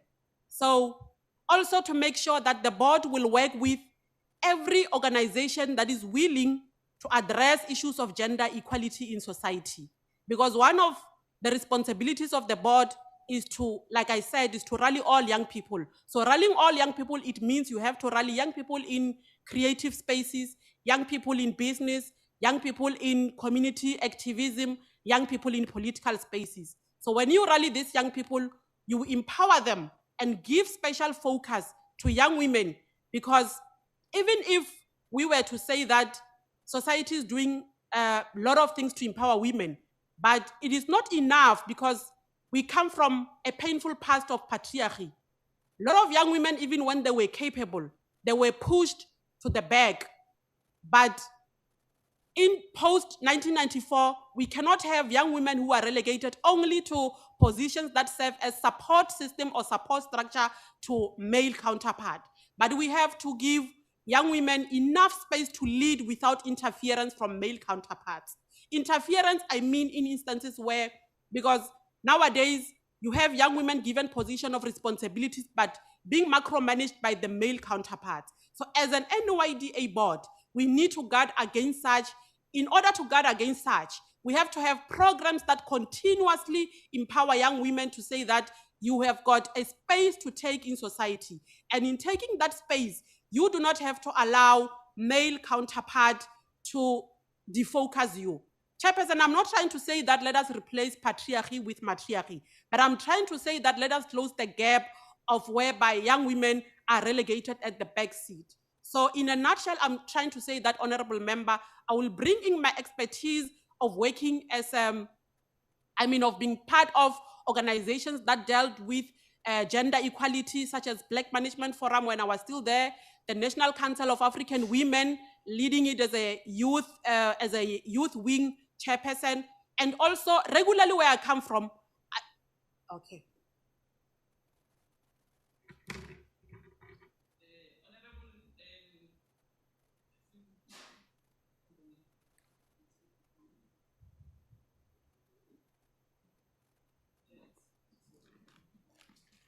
Thank you very much, Chair. Mbulise Guwe Sisi again, and thank you very much for the inputs that you've shared with us. My question really is about, you know, when you look at the NYDA's budget, as it stands, it just receives a little bit over or close to 500 million rand. And a huge part of being part of the board is the ability to understand that that allocation is not enough. And so there's a lot of fundraising that is required, not only from a national point of view with the private sector, but internationally as well, where we need to leverage business relationships between international organizations or international businesses to be able to bring back that money to empower the young people of this country. And so a lot of the time we rely on a transversal approach in being able to do that. So my first question quickly is, what experience will you bring to the board as it relates to fundraising, but not only on a national level, but on an international level? Because we need to be out-of-the-box thinkers, particularly when it comes with funds and being able to make sure that they have meaning. Lastly, the work of the NYDA is transversal in its nature, because you work with other departments, you engage with other departments, and a lot of the other departments have a lot of youth programs that they do run. And so as a person who might be appointed onto the board, what are you going to do to hold those departments accountable for the programs that they've put in place, which come along with, targets that they set and decide upon? And so how will you hold them accountable to make sure that they meet those targets, particularly when they relate to young people? And again, to make those targets sustainable, what would be your approach in dealing with ministers, dealing with director generals, who are essentially at the forefront of having these programs running in their departments? Thank you. Okay. To answer the first question about fundraising, like I indicated that I founded a library. And when I'm talking about a library, I'm talking about a building structure with books. So I bring in an experience of fundraising, because that library, when it was built, I must indicate that we started as a shack, a tin shack. People used to be shocked and surprised that a tin shack can become a library, and it was a library. But through my fundraising skills, I've managed to attract funders as far as United States of America. The toilet that we have in the library right now, it was built by a friend of mine who is based in United States of America. Because of the power of social media, I simply approached her after referred by a friend to actually say that, and I sold my dream. I sold my story that, look, I have a library. The children I've managed to fundraise for the library, but I'm unable to fundraise for the toilet because I feel that I've already fundraised, I've already requested too much money from my social media friends. Can you at least privately donate a toilet? And she donated a toilet. Indeed, the toilet that we have, it comes from all the way from USA. So I will be bringing in that experience to actually say that as NYDA board, we should not be afraid. We should not limit ourselves only to the country. We should be able to check. We should have experience of diplomatic relationships to check which countries are friends to South Africa and approach those countries to say that since you are friends with South Africa, you do business with the country, you've got diplomatic relationship with the country, may you kindly assist us in terms of fundraising. And also the mining business. I think that is one sector that is very neglected in terms of requesting funds from. Lots of communities are mining communities, but a lot of young people are not benefiting. Sometimes the approach is wrong because young people will just toy to their business and so forth. But I believe in the sitting down approach to actually say that if as the board we approach the business owners in the mines to actually say that, look, you are mining our communities. Already you are exploiting the communities. May you kindly do a small token of appreciation by funding young businesses in these mining communities. But also they've got an obligation, a social responsibility obligation to make sure that they give back to those businesses. And not only fund them by creating shisanyamas and car washes, but inviting them on the bigger table to actually say that come and enjoy the big pie, because there's a lot of money to be enjoyed in the mining sector. So I'm actually saying that I'll be bringing in that experience to say that let us approach the mining sector, the mining businesses owners in the communities where they mine the mineral resources. And those businesses must benefit young people in those mining towns.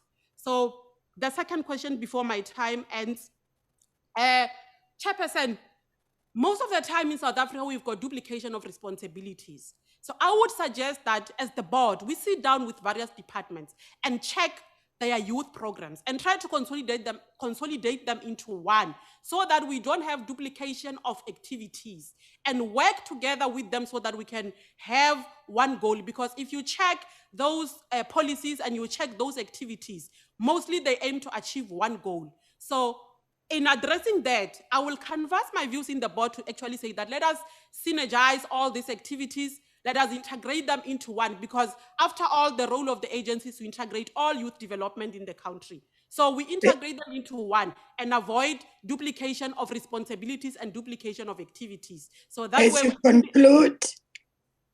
In conclusion, that way we may be able to achieve we may also be able to achieve the NDP goal of integrating all young people under one umbrella and develop them at once without duplicating responsibilities and activities, Chairperson. Thank you, Chairperson. The 45 minutes for the interview has expired. Do you still have members that need to ask questions, or can we conclude? No, it's okay, Chair. So that you can take the next candidate. Honorable Ndongeni will be the first one in the next candidate. Thank you very much, Chairperson. Ms. Tepa, do you have any questions for the panel? Actually, it's a comment. Yes, you can continue. Chairpersons and committee members, I would like to take this opportunity to thank you for this opportunity. You know, on daily basis, I sit in front of my students, teaching them municipal administration, talk about the National Assembly, talk about National Council of Provinces. So it was such a great honor for me today to find myself in this building that houses the National Assembly. So next time when I go home and talk to my students, I will be talking about something practical, something that I saw with my 4 eyes, of course, to actually say that I've seen National Assembly. So I'll be teaching them something that I've seen. But also in conclusion, Chairperson, this interview, I don't take it for granted because like I said, I come from a deep rural area. It's a lot of young women have been sending me messages that, you know what, in you we see ourselves. So this is quite an emotional experience for me because even if I don't make it to the board, the fact that, you know, when my father was still alive, he said that, you know, my child, the way we talfetching Togo, one day you'll appear on TV. So when I see myself in this screen, I know that my father is smiling down on me to say that my prophesy, because what is going on. So I'm quite happy that my father, even though he's no more, he has watched me on TV. So even if I don't make the card, Chairperson, I will forever cherish this moment because I made my father proud. I appeared on TV. So thank you so much. I don't take this for granted. I really appreciate it from the bottom of my heart.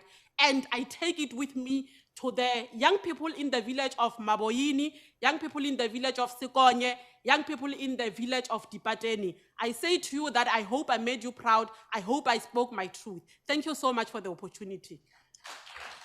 Thank you. Let me take the opportunity to thank you for honoring the invite to come for this interview before the panel. I also want to take the opportunity to wish you well in your further endeavors and go well. You are excused. Thank you so much. Yeah, thank you, Thank you. Somebody right. Yeah, yeah, yeah. You made us proud, eh?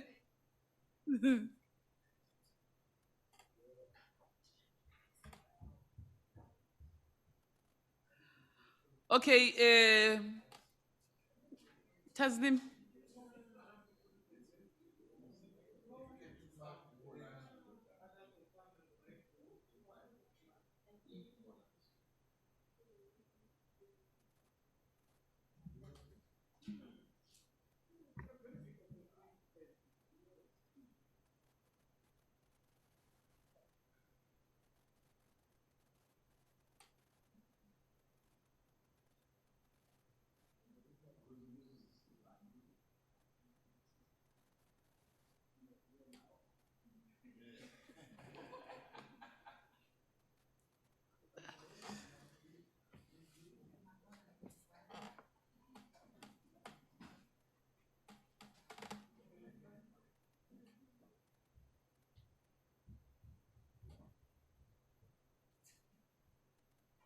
Thank you very much, Zuki. Miss Amokelani Makubele.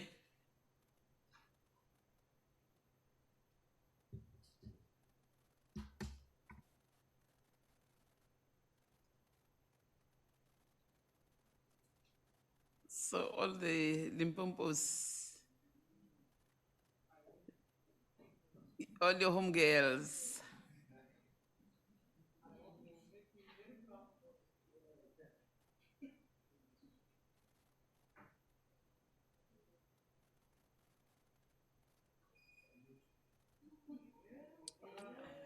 When Amokelani.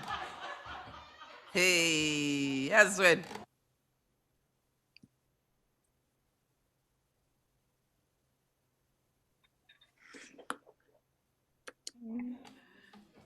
That was on a lighter note. You're welcome, Amgulani. Over to you, Chair. Thank you, Chairperson. Let me take the opportunity, Ms. Makubele, to welcome you to this my dear. Sit back. If you are a bit stressed, take a sip of water and just be yourself. And most of all, enjoy this interview. I want to introduce myself. My name is Marinsha Gillian. I'm the chairperson of the Select Committee in the National Council of Provinces of Health and Social Services. Can Sorry, you hear me, Chair? Yeah, I want to request something to our staff members that the candidates that are out, at least they must be accommodated for lunch. Okay, thanks, Chair. So let me introduce myself. I'm the chairperson, I'm also the co-chairperson of this committee dealing with the filling of the vacancies of the NYDA board. I will immediately hand over to the chairperson in the committee room to introduce herself and also other members that is part of this committee. Thank you. Over to you, chairperson. Chair, I think I'm told that by Honorable Mpiti that there's no streaming on the on YouTube and channel 48 or Yaktal. Yaktal. Oh, okay. All right. Chair, Amgelani, my name is Nonhlanhla Ncubendaba. I'm the chairperson of the Portfolio Committee on Women, Youth and Persons with Disabilities. You're welcome and we wish you good luck. Just relax as the chair have said. I'll now hand over to honorable members to introduce themselves. Honorable Masiko. Thank you very much, Honorable Chairperson. Good afternoon or good day, Ms. Amukelani, and welcome. My name is Fikile Masiko. I'm a member of the subcommittee. All the best for your interviews. Thank you, Chairpersons.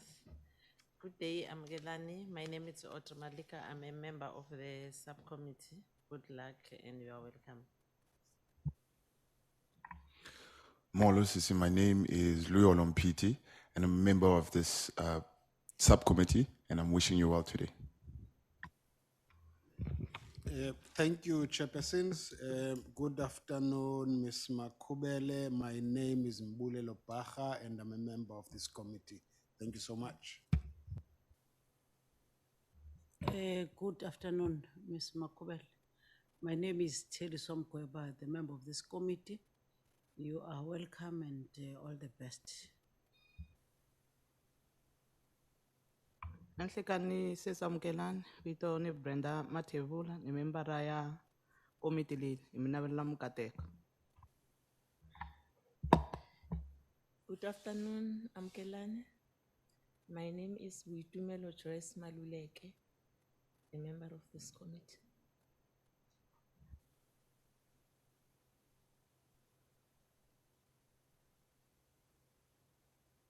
Molo Amkelani. Igama lam ndinguNokuzola kaNdongeni. Ndiseva kule committee. Ndikunqwenelela okuhle konke, jabulela Chair.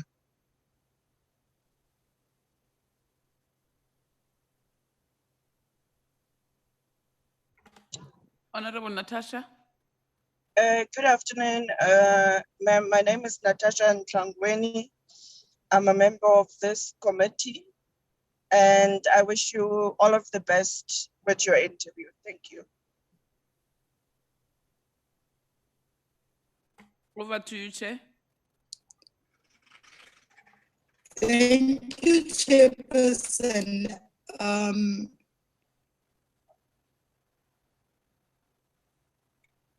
I think put you at ease that this will be a fair process.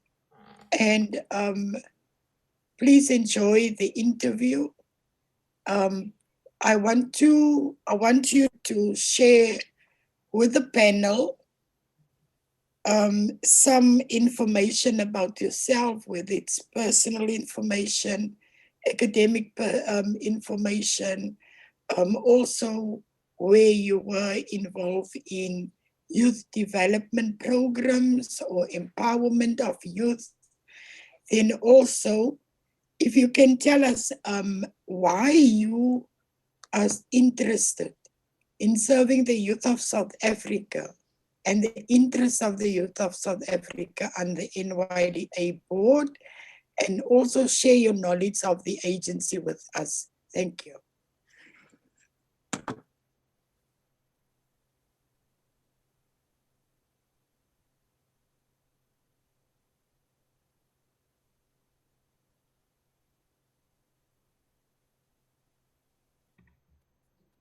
We don't have these things in Limpopo.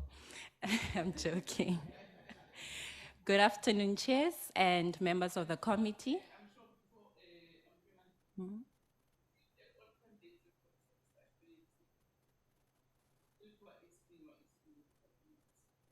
Okay. I am Dr. Amkelan Makubele. I'm 24 years of age. I am from Makosha village, a small village in the outskirts of Giyani in Mopani district of Limpopo. I consider myself as a human rights activist and advocate. I grew up in the village of Makosha, as I've alluded, and I was born of a teenage mother who was completing her matric. After my birth, my father had a mental health crisis and had schizophrenia till this day. And that shaped largely the desire for me to study and become a doctor. I started my primary school at Lashkol Kremedat. I was raised by my grandmother who owned a shop in the village. She used the profits of the business as well as my social grant to pay for my funding at Lashkol Kremedat, which is an old Model C school in the small suburb of Giyani.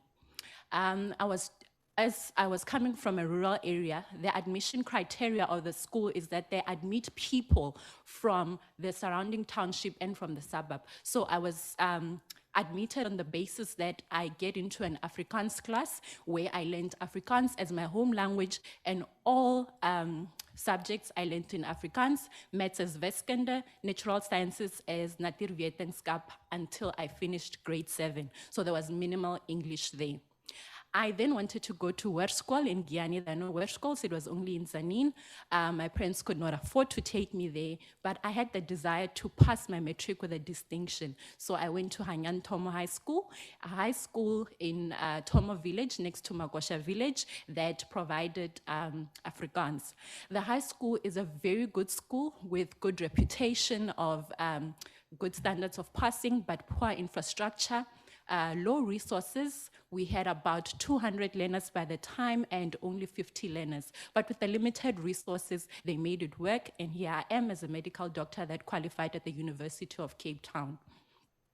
From there, in Lashko Kremetat, we got an opportunity from the Department of Economic Development, Environment and Tourism to pitch to the department of innovative ways in which we can do reuse, reduce, and recycle, and that birthed my desire and my awareness with climate change and global warming. From there, after the competition we won, we went to provincial level, and that was the end of it. But with my classmates, we came back and implemented reuse, reduce, and recycle innovative ways in the school by recycling papers, making use of plastics, and raising awareness in the greater community. After that, we engaged with local government of the Greater Guyana municipality, whereby we started an initiative of cleaning our town and raising awareness by doing so and picking up papers and creating that culture that still exists even today. After passing, I went to Anyantomo High School, as I've alluded, and I was recruited to join public speaking and debating. As I've said, I didn't know any English, so I had a challenge to go back home and learn English. Funny enough, I went to watch TV and I'd repeat every single word that they would say because I couldn't pronounce many of the words. Read newspapers until I was part of the Team A. And the following year, I was in the provincial team, and I won the best speaker that I was awarded by the Vice Chancellor of the University of Limpopo. I was involved in many opportunities that came to the school through public speaking and debating, as well as science and mathematics and accounting expos from various departments of government that exposed me to many things, including hotels. I learned to eat with a fork and knife through government initiatives. Furthermore, I was very good in science and accounting, and I was afforded opportunities to go to various universities in South Africa, University of Limpopo, under SAICA for accounting, entrepreneurship, and business management. I was under junior tech of the University of Pretoria to learn maths and sciences, and overall, we were mentored by big corporates and sciences as well, that they incorporated us to be involved in such initiatives. I was also part of the science expos that were hosted by the Department of Energy and Mineral Resources, of which we pitched our innovative mechanisms in which we can use sustainable energy reserves efficiently. I did a lot, and I was the captain of the team, and I also mentored and tutored many of my schoolmates as well there. After that, I was selected to form part of the South African National Debating Championships under the B team. As I was coming from a rural area, they accommodated us, and I was afforded the opportunity to go to Singapore, but I couldn't go as it came, as I was going to grade 12, and my principal just said I must focus on matric. And then passed from Hanyantomo High School, and I went to the University of Cape Town. My leadership abilities and skills did not stop there. I did not allow my background, my accent to stop me. I then further went on to pursue leadership opportunities, which is on my CV at the University of Cape Town. And I was part of residence management, I was part of council, and that grew me so much and formed my strong abilities in problem solving, as well as making me an overall goal-orientated person, and forming me and creating me into becoming an integrity informing me to integrity as part of my characters. And me studying medicine also alluded me to, in the basis of medicine is that we apply evidence-based medicine, and we also taught on lifelong learning. As we're dealing with people, any mistake can kill someone. So in the question of why I should be appointed to this board, I come in as an experienced, skilled, and educated young woman who is from a background of lifelong learning. So even if there may be challenges that I do not know of, I carry with me the quality of lifelong learning and committing myself to learning, engaging, and making informed decisions based on those principles. Furthermore, my passion lies deeply in children, youth, women, and people living with disabilities, as well as the LGBTQI community. And with that, I come into this board knowing that the NYDA is for providing employment opportunities, fighting the challenges that young people are facing, unemployment, inequality, gender-based violence, and substance abuse. I come with the angle of wanting to provide non-financial strategies that young people are facing that we do not look at. You can provide someone with grant funding, but if the environment that they live in is not conducive to their development, it becomes futile. Thank you. As you conclude. Thank you. 5 minutes is finished. Thank you, Chairperson. Let me also remind the candidate that you will have 5 minutes on your introduction. Then every following questions you will get 4 minutes, and a follow-up question 2 minutes to answer. Thank you very much. Sorry that I did not remind you when I pose your first question. I will hand over to the chairperson in the committee room to take the hands of the members to do the questions. Thank you, Chairperson. Over to you. Honorable Mkweba, Honorable Matebula, Honorable Ndongeni, and Natasha. Yes, Chair, my hand was up. Yes, Chair, I'm the first one. Yeah, you are the first one. You Can I start, carry Honorable on? Ndongeni. Yeah, you can start. Okay, thank you, Chair. Afternoon, Amgelani. One of the main objectives of the NYDA Act is to develop an integrated youth development plan and strategy for South Africa, develop guidelines for the implementation of the strategy, and make recommendations. Can you please elaborate on your understanding of the integrated youth development strategy and why the strategy is important? Thanks, Chair. So the strategy is very important on the basis that it gives the entity a framework in which they can work on in developing young people and ensuring that they are environments that better enable them to actively form part.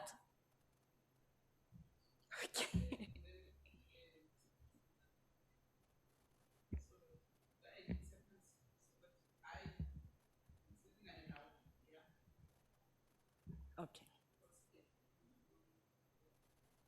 Sorry? Okay, is this fine? Okay, as I was saying that, is this fine? As I was saying that it's very integral in the sense that it provides a framework in which the entity is able to perform its duties, and in giving a directive on the issues that young people are facing, and it also ensures that it caters to all the sectors that are affecting young people. As I've said that with the integrated youth strategy, it sort of like focuses on the objectives and the visions and missions of the NYDA in ensuring that young people are better catered to, and all other factors that needs to be addressed are addressed. And it also gives sort of a directive on how the entity can carry its mandate and also account to the objectives set before it. Thank you very much, Honorable Natasha. Thank you very much, Chairperson. Dr. Analani, kan ek en jy maar Afrikaans gesels? Ek hoor jy is baie goed. Okay, Dr. Analani, the NYDA have been clouded with very negative narratives out there, and many youth feel that the NYDA is not serving them ambitions and goals and so forth. And some of them in the deep rural area feels that they are not accessible to the NYDA. For example, if you look in Western Cape, we have only 2 NYDA offices. Now, coming into being a board member, what will you do to change and shape the narrative of the young people and make them understand that the NYDA is there to assist them and ensure that some of them that wants to start businesses will be able to be assisted by the NYDA. And on the second one, you have mentioned that you are very much into you have passion into working in the communities, like you're queer, you're transgender and so forth. Now, for an example, if you are looking in your community that you are coming from, if I'm a transgender woman and I want to start a salon and a community is having an uprising and they say, no, this person can't have this salon here, what will you do to ensure my safety first as a trans woman and ensure that I feel safe within that community, since we have many problems currently, even with corrective rape and so forth in this community of your trans women, your queer women, and gay and lesbian communities that are under attack currently in our country. Thank you very much, Chair. Thank you very much for the question. On the issue of the narrative, the negative narrative that exists already about the NYDA, I think it's very important for the entity to uphold a good representation of itself to young people. The entity, the NYDA, needs to brand itself and be known out there to the young people that it is a brand of young people that works for the people and is for the people. By so doing, I'm a firm believer that you talk what you talk what you walk. Sorry, I'm a firm believer of the saying that says that you stand by your words. Simple words. So with the issue of creating or changing the perception of people around the NYDA, it's through it's formed by the constitutional democracy that states that the government entities are obliged to cater for all citizens, whether in the rural areas or in urban areas. It's a constitutional right for people to be accessible, for the government entities to access each and every person of this republic. And also in that we can ensure this when I become part of the board, we'll ensure this by ensuring transparency within the operations of the board. We'll do this by implementing, I will lobby into implementing online systems that will track down applications that we receive on the websites. You see that Amgelan Makubele applied for assistance in this sector, and the NYDA are counting that they assisted you in this manner, which is transparent, and everyone is able to see that indeed the NYDA was able to assist this person on this issue. And if there are any documentation on anything that is pending, it is provided where everyone can see, and it will also cater to the issue that the NYDA can sometimes cater to other people based on their political affiliation. So it will give accountability to the entity so everyone can see and the work of the entity can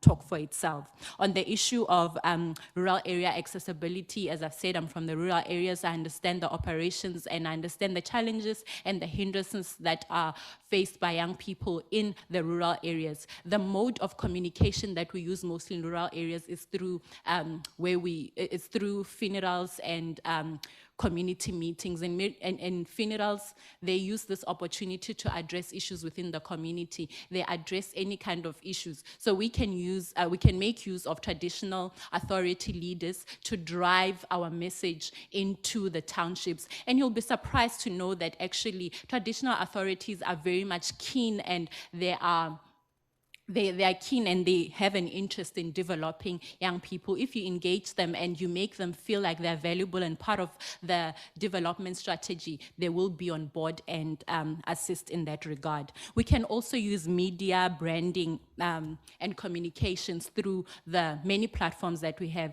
The radio stations are still very much relevant within rural areas. I can also allude to the issue of social media, even though in rural areas it may be a problem for many due to network coverage not being sufficient and also people not having electricity and gadgets, but there's still some people who have it. There's still people who have it, and we can also still make use of that.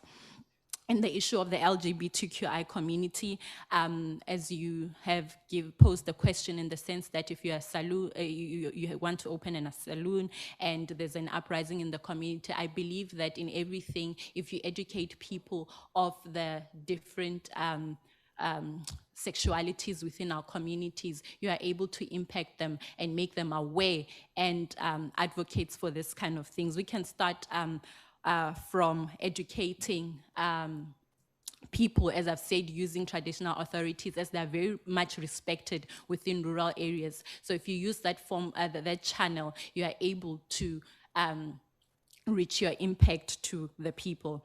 Furthermore, you can, as a board member, from a national point of view, we can start off by ensuring that there are implementations in place that we implement on a macro level and pass down to local governments to ensure that they are in place, that and also form partnership with SAPS in informing people that saying hate speech against the transgender community and discriminating against them is actually a crime and a violation against their human rights.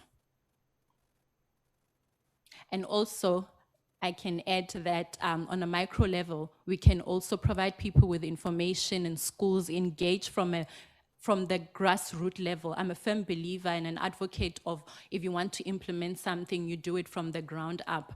You start engaging with and also partnering, forming part in the curriculum reform in basic education of making learners are aware from a very young age that people are wired differently, we are born differently, and we don't necessarily need to conform to society's standards. Thank you very much, Amgelani. Honorable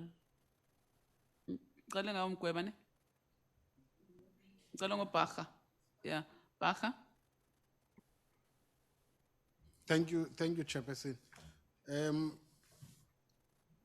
Mine is more on the issue of youth unemployment and the fact that a high percentage of youth is unemployed as we speak, and the fact that NYDA kind of provides an opportunity to make sure that you serve young people in terms of employment opportunities.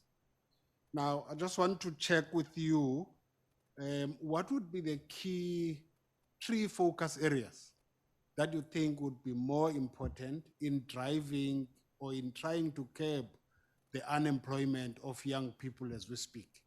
Thank you, Chair. Thank you.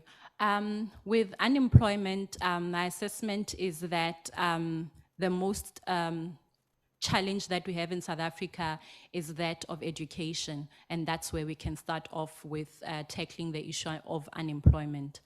The current educational structure that we have in place is, I must say, doesn't cater to all able beings that we have across the human species as a whole, if I may say that.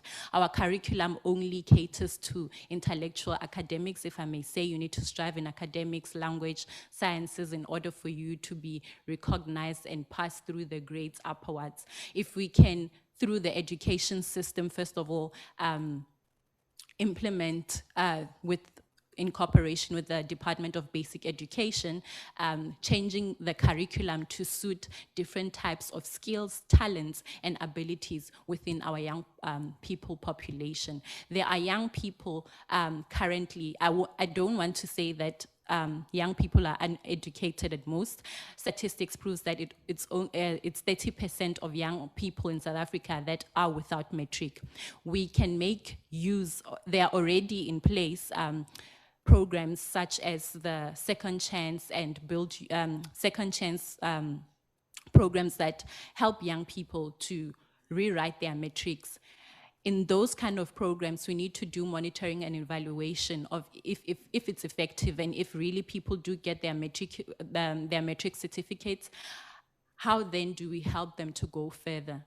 Because I think mostly the government is now focused on you need to get your matric, you get your matric certificate. These days, even with a medical degree, we do have 300 doctors that are sitting without employment as we speak. So I want to say it speaks into not within educating people, number one, and also equipping them, especially with skills that are demanded in the labor market. Because also you can finish a matric, you go to university, you study a course that's not in demand in the labor market, and it frustrates young people, it affects their mental health, and it becomes a cycle of perpetuation, substance abuse, gender-based violence, and it becomes a chaos in society. So we start off by addressing education from a very grassroots level, ensuring that young people are in better positions, even within their societies, that, as I've said, that I'm advocating for also non-financial support for young people. The homes that they are coming from, and they are coming from homes that are conducive for them for learning. As we all know that South Africa is embedded in history of oppression and violence from the apartheid era. There's a lot of unresolved issues that young people are faced in within their households. After apartheid, what has the government done to address the mental health of people and the effect it has done on the livelihoods of people and their psyche? What have we done as government to address such issues? So we also need to focus on that. We also need to focus on the issue. You can't go to school on an empty stomach. What are we saying? I went to a government school, and there was feeding scheme, but you only eat during break. And then what happens when you come in the morning? Break was only at 12 p.m. What did you eat? Most of the school programs started at 6 a.m. in the morning. What did you eat? Are you able to focus? Are you able to contribute meaningfully on an empty stomach? We need to address. We need to also address the issue of nutrition, which, if I become a part of the board member, I'll be an advocate and ensure that on a macro level and national, we implement such programs and ensure that they are actively running and young people are actually benefiting, and not provide and not only rely on food drives that occur on Christmas, that there are food parcels that you must go register at the municipality that you get in Christmas. What about the rest of the year? What are they eating? Furthermore, we need to look at school uniforms. Do they have such electricity, access to electricity? If you're not performing well at school, I've observed that you become discouraged to even put your best in it. So all those other factors that we're not looking at also needs to be addressed. And as I've said, we focus also on skills that we can, other skills that are not math, science, and accounting and the mainstream of education that we currently have.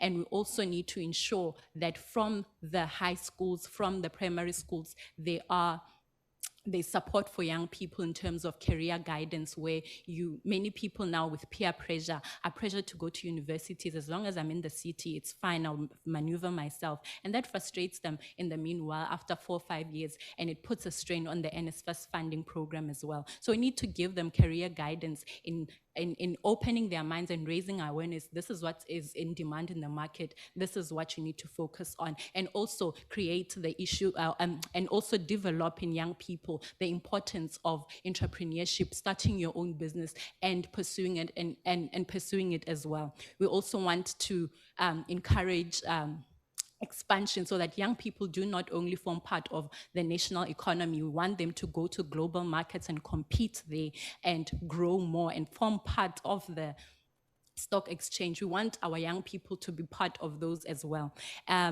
Furthermore, what I can do if I become part of the board member is to ensure that those that are also employed, I also want to address the issue that there are those that are employed and qualified, but they are not growing in their fields. They are not empowered with higher qualifications. You find that with higher positions, you find that you studied accounting, you studied engineering, but you're making tea and taking minutes in meetings.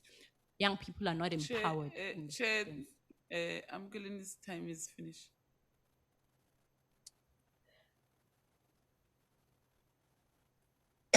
Thank you, Chairperson.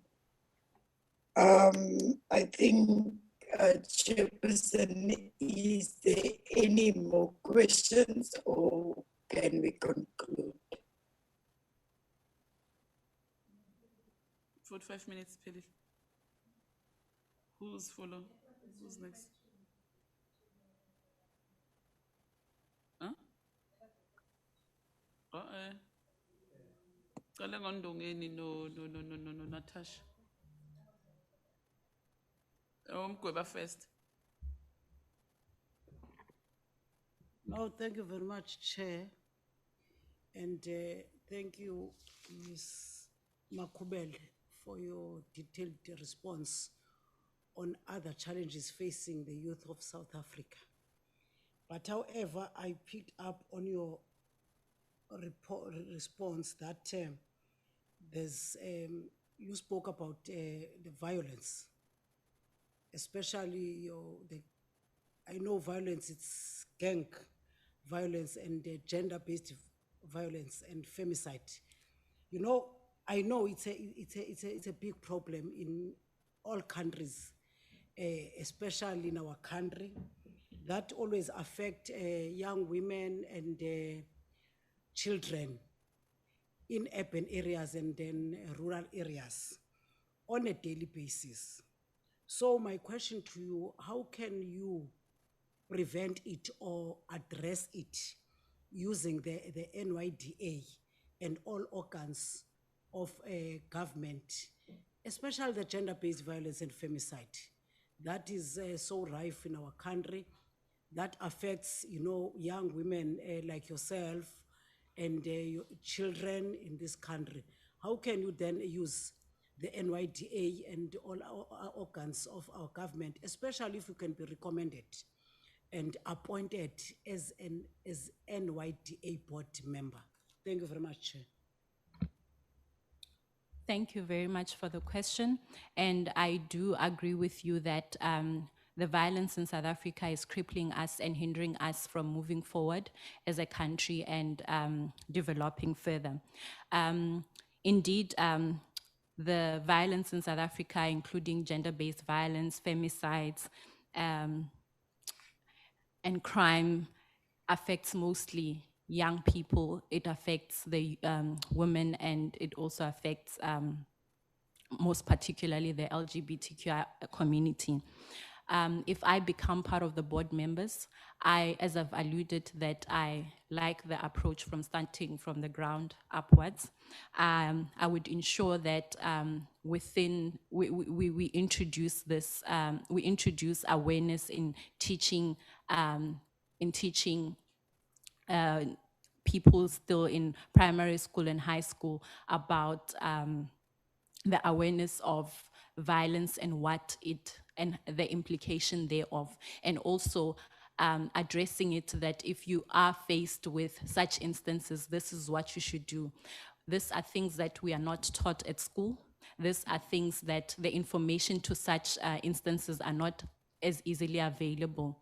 I can give you an example. For instance, if you want to access the multi-choice for your DSTV, very fast, very responsive. We can use such models and such operations to ensure that we prioritize this as a country on a national level, to ensure that we have telehealth where we respond quickly, especially in rural areas where you do not have police stations nearby, you do not have access to run to immediately to report your matter of agency. And this, if we do, and if not acted promptly, it takes people's lives. Young women are dying, children are being burnt and killed brutally, and it's things that we read on newspapers and we see on TV, and not much is done to address it. So we can start off by having a hotline as well to ensure that there's someone who's always available to address these issues. We can also work through young people within communities that are unemployed, empower them to start NGOs and work for government to ensure that they spear drive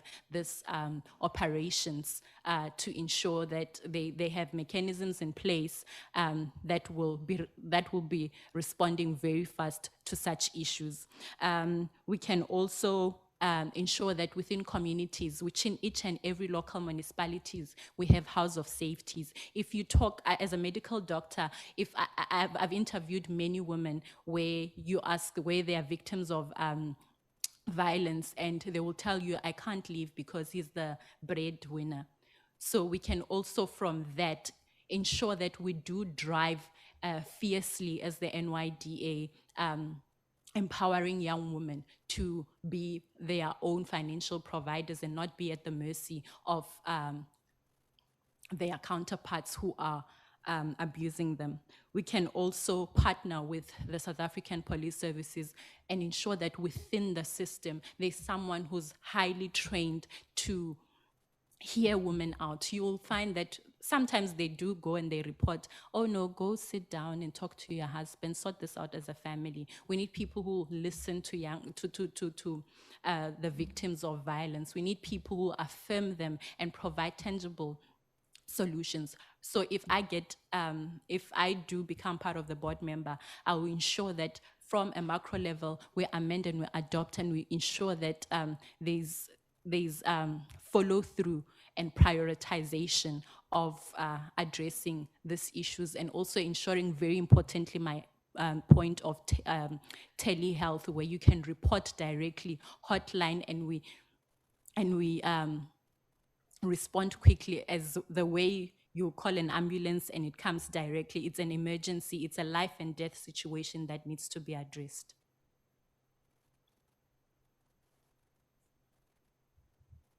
Thank you very much, Honorable Chairperson, and thank you, Doctor, for the responses that you've given. I think mine would be to piggyback on the question that was asked. You've noted the challenge of unemployment that young people are facing, which is key. You've noted the issue of gender-based violence, but I just want to pick your mind on the background that you have in medicine, and in addressing now the issues of mental health, which have really been exacerbated by, or maybe during the COVID-19 period.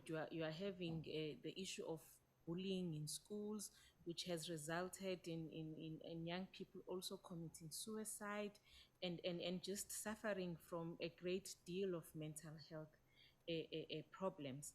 So given your background, and if you are appointed to serve on the board, what approaches or what interventions would you suggest that the National Youth Development Agency embarks on to address issues of mental health amongst young people? Thank you. Thank you very much for the question. And I do agree with you that the COVID-19 pandemic has been devastating across all sectors, and it has affected almost everyone in the country. If I do get to be appointed to be part of the NYDA board, I will come in with a new focus of firstly targeting primary health care. Primary health care, I mean your clinics within communities in the context of rural areas, because I mean, if you want to access that in Cape Town, in Johannesburg, it's much more easier. So I would ensure that we start off in primary health care within your clinics. You'll agree with me that within our clinics, we do not have mental health care facilities. We do not have nurses that are trained to deal with mental health care crisis. If you do have a mental health crisis, you need to go, you only get admitted, unfortunately, in the public sector when you are psychotic or you are harm or you get attention if the situation is so severe. But you agree with me that there are many people within their households as we speak under their roofs suffering severely from other mental health conditions like depression, like anxiety that has been exacerbated a lot by the COVID-19 pandemic through job losses, unemployment, and just the inaccessibility of resources as a whole. So I'll start off there by ensuring that in primary health care units, we have people that have been trained to address the issues of mental health care. And also, I'd also ensure that we drive and we specifically focus on empowering the unemployed youth within those communities to start their own NGOs that will cater, that will go in and provide services to government and ensure that they are addressing this mental health care issues within that primary level. We can go and step up by ensuring that these services that will empower NGOs and young people, which we will train to be part of the system and the chains, to also go into schools, go into families, go into schools and families to address these issues. Countries like Cuba don't have, their healthcare system is not as burdened as ours because they use a preventative model, which we can adopt as well, which is you do not wait for something to get bad before you act.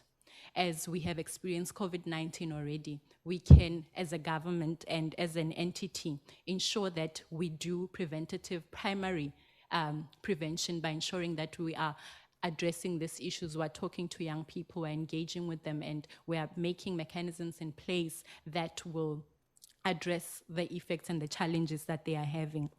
There's also, as you've alluded, bullying at schools. Our teachers are not trained, and I consider myself fresh. I was at school just now. We're never taught about these things. If I do become part of the NYDA board, I will ensure that we lobby with the Department of Basic Education to ensure that this is incorporated, because it's a very serious issue of which we have seen on the media that people have lost, other young people have committed suicide due to the effects of bullying. That's something that needs to be addressed severely. And overall, if you see the picture with me, it will create young people who will be, if we address these issues, we push them aside, it will ensure that when children go to school, when people go to school, they're there and they focus solely on what they are there for, and then a better space to contribute meaningfully to the development of the economy.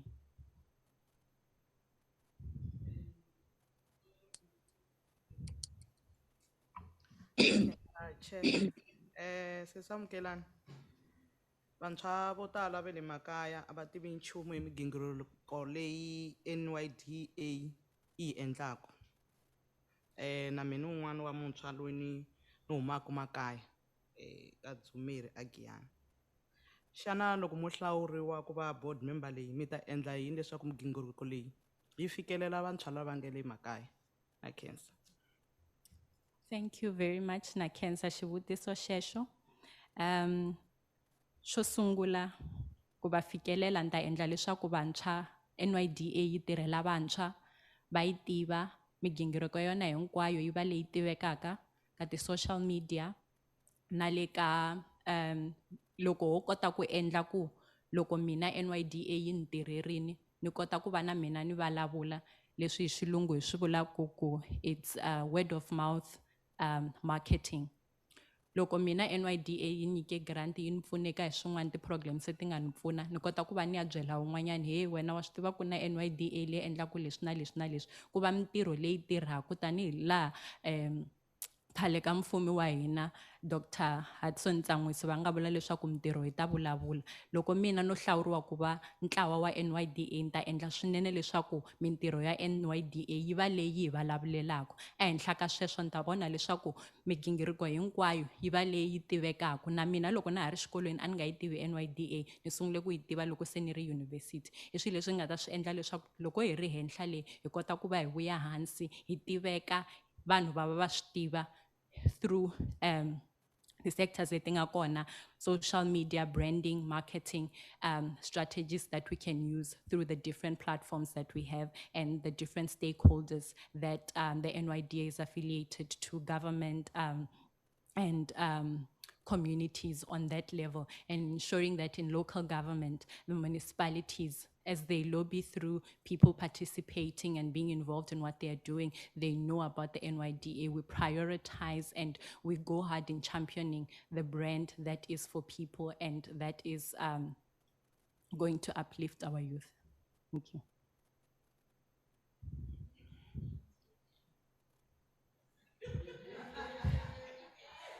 Chair, may we request some translation services, given the fact that there's a question and an answer that we have not even had. So if our translation services is available, we request for them to just give us a summary, please, of what has been said. Chair, we love the home girl engagement, but translation, please.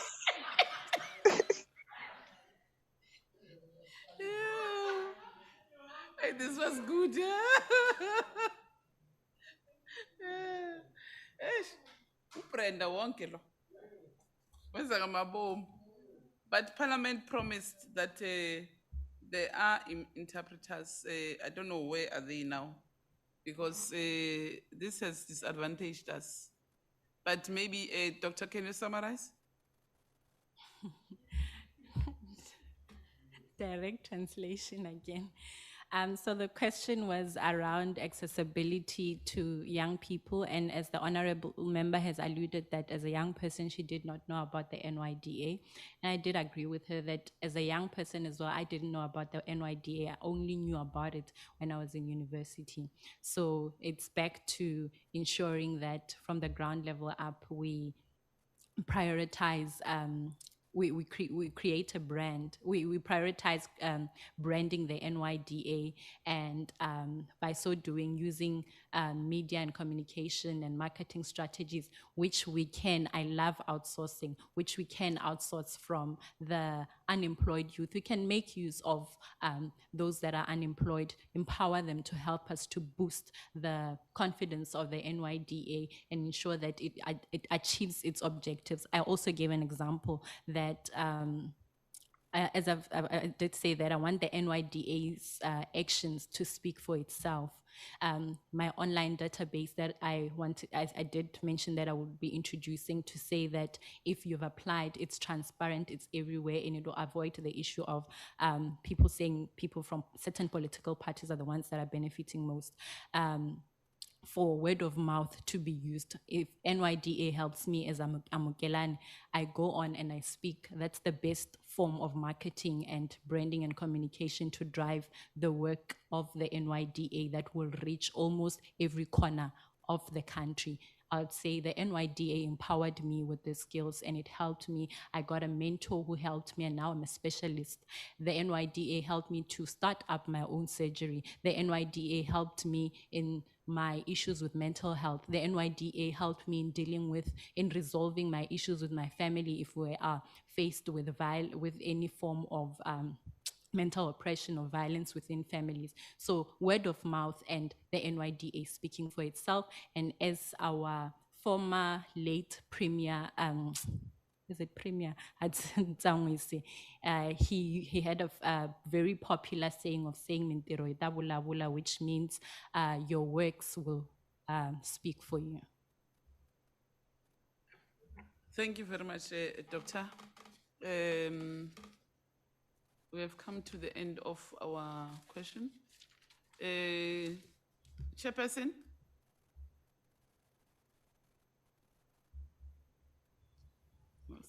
Thank you, Chairperson, and sorry, Chair. Thank you very much, Dr. Makubele, for your participation in this very important interview. Let me take the opportunity to wish you well and also maybe ask you, is there any question that you want to pose to the panel on the procedure? No, I have no questions, Chair. Thank you. Just to thank you for the opportunity to be in this platform.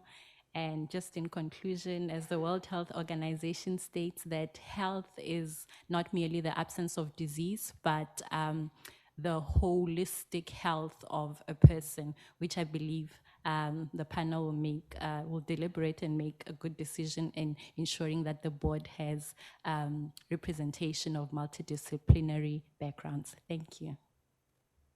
Baie dankie, dokter. En laat dit goed gaan. U is verskoon.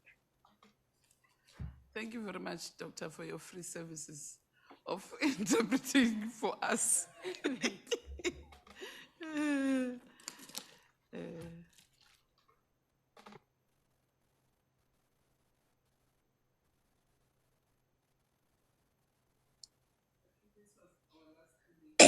Thank you, Chairperson. Are we breaking for lunch now? Yes, Chair, we are breaking for lunch now.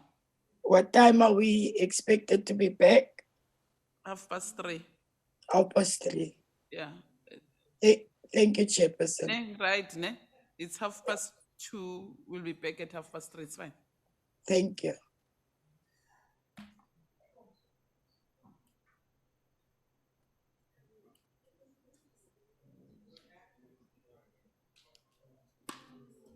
Yanifundisa lento. All languages are recognized in the country. Yeah. Ngathi ngangena umuntu ozokhuluma ini sivenda. Wena bowukhuluma ini isishangani? Isitsonga. Bowukhuluma ini Brenda? Tsonga. Oh, okay, but also it's good.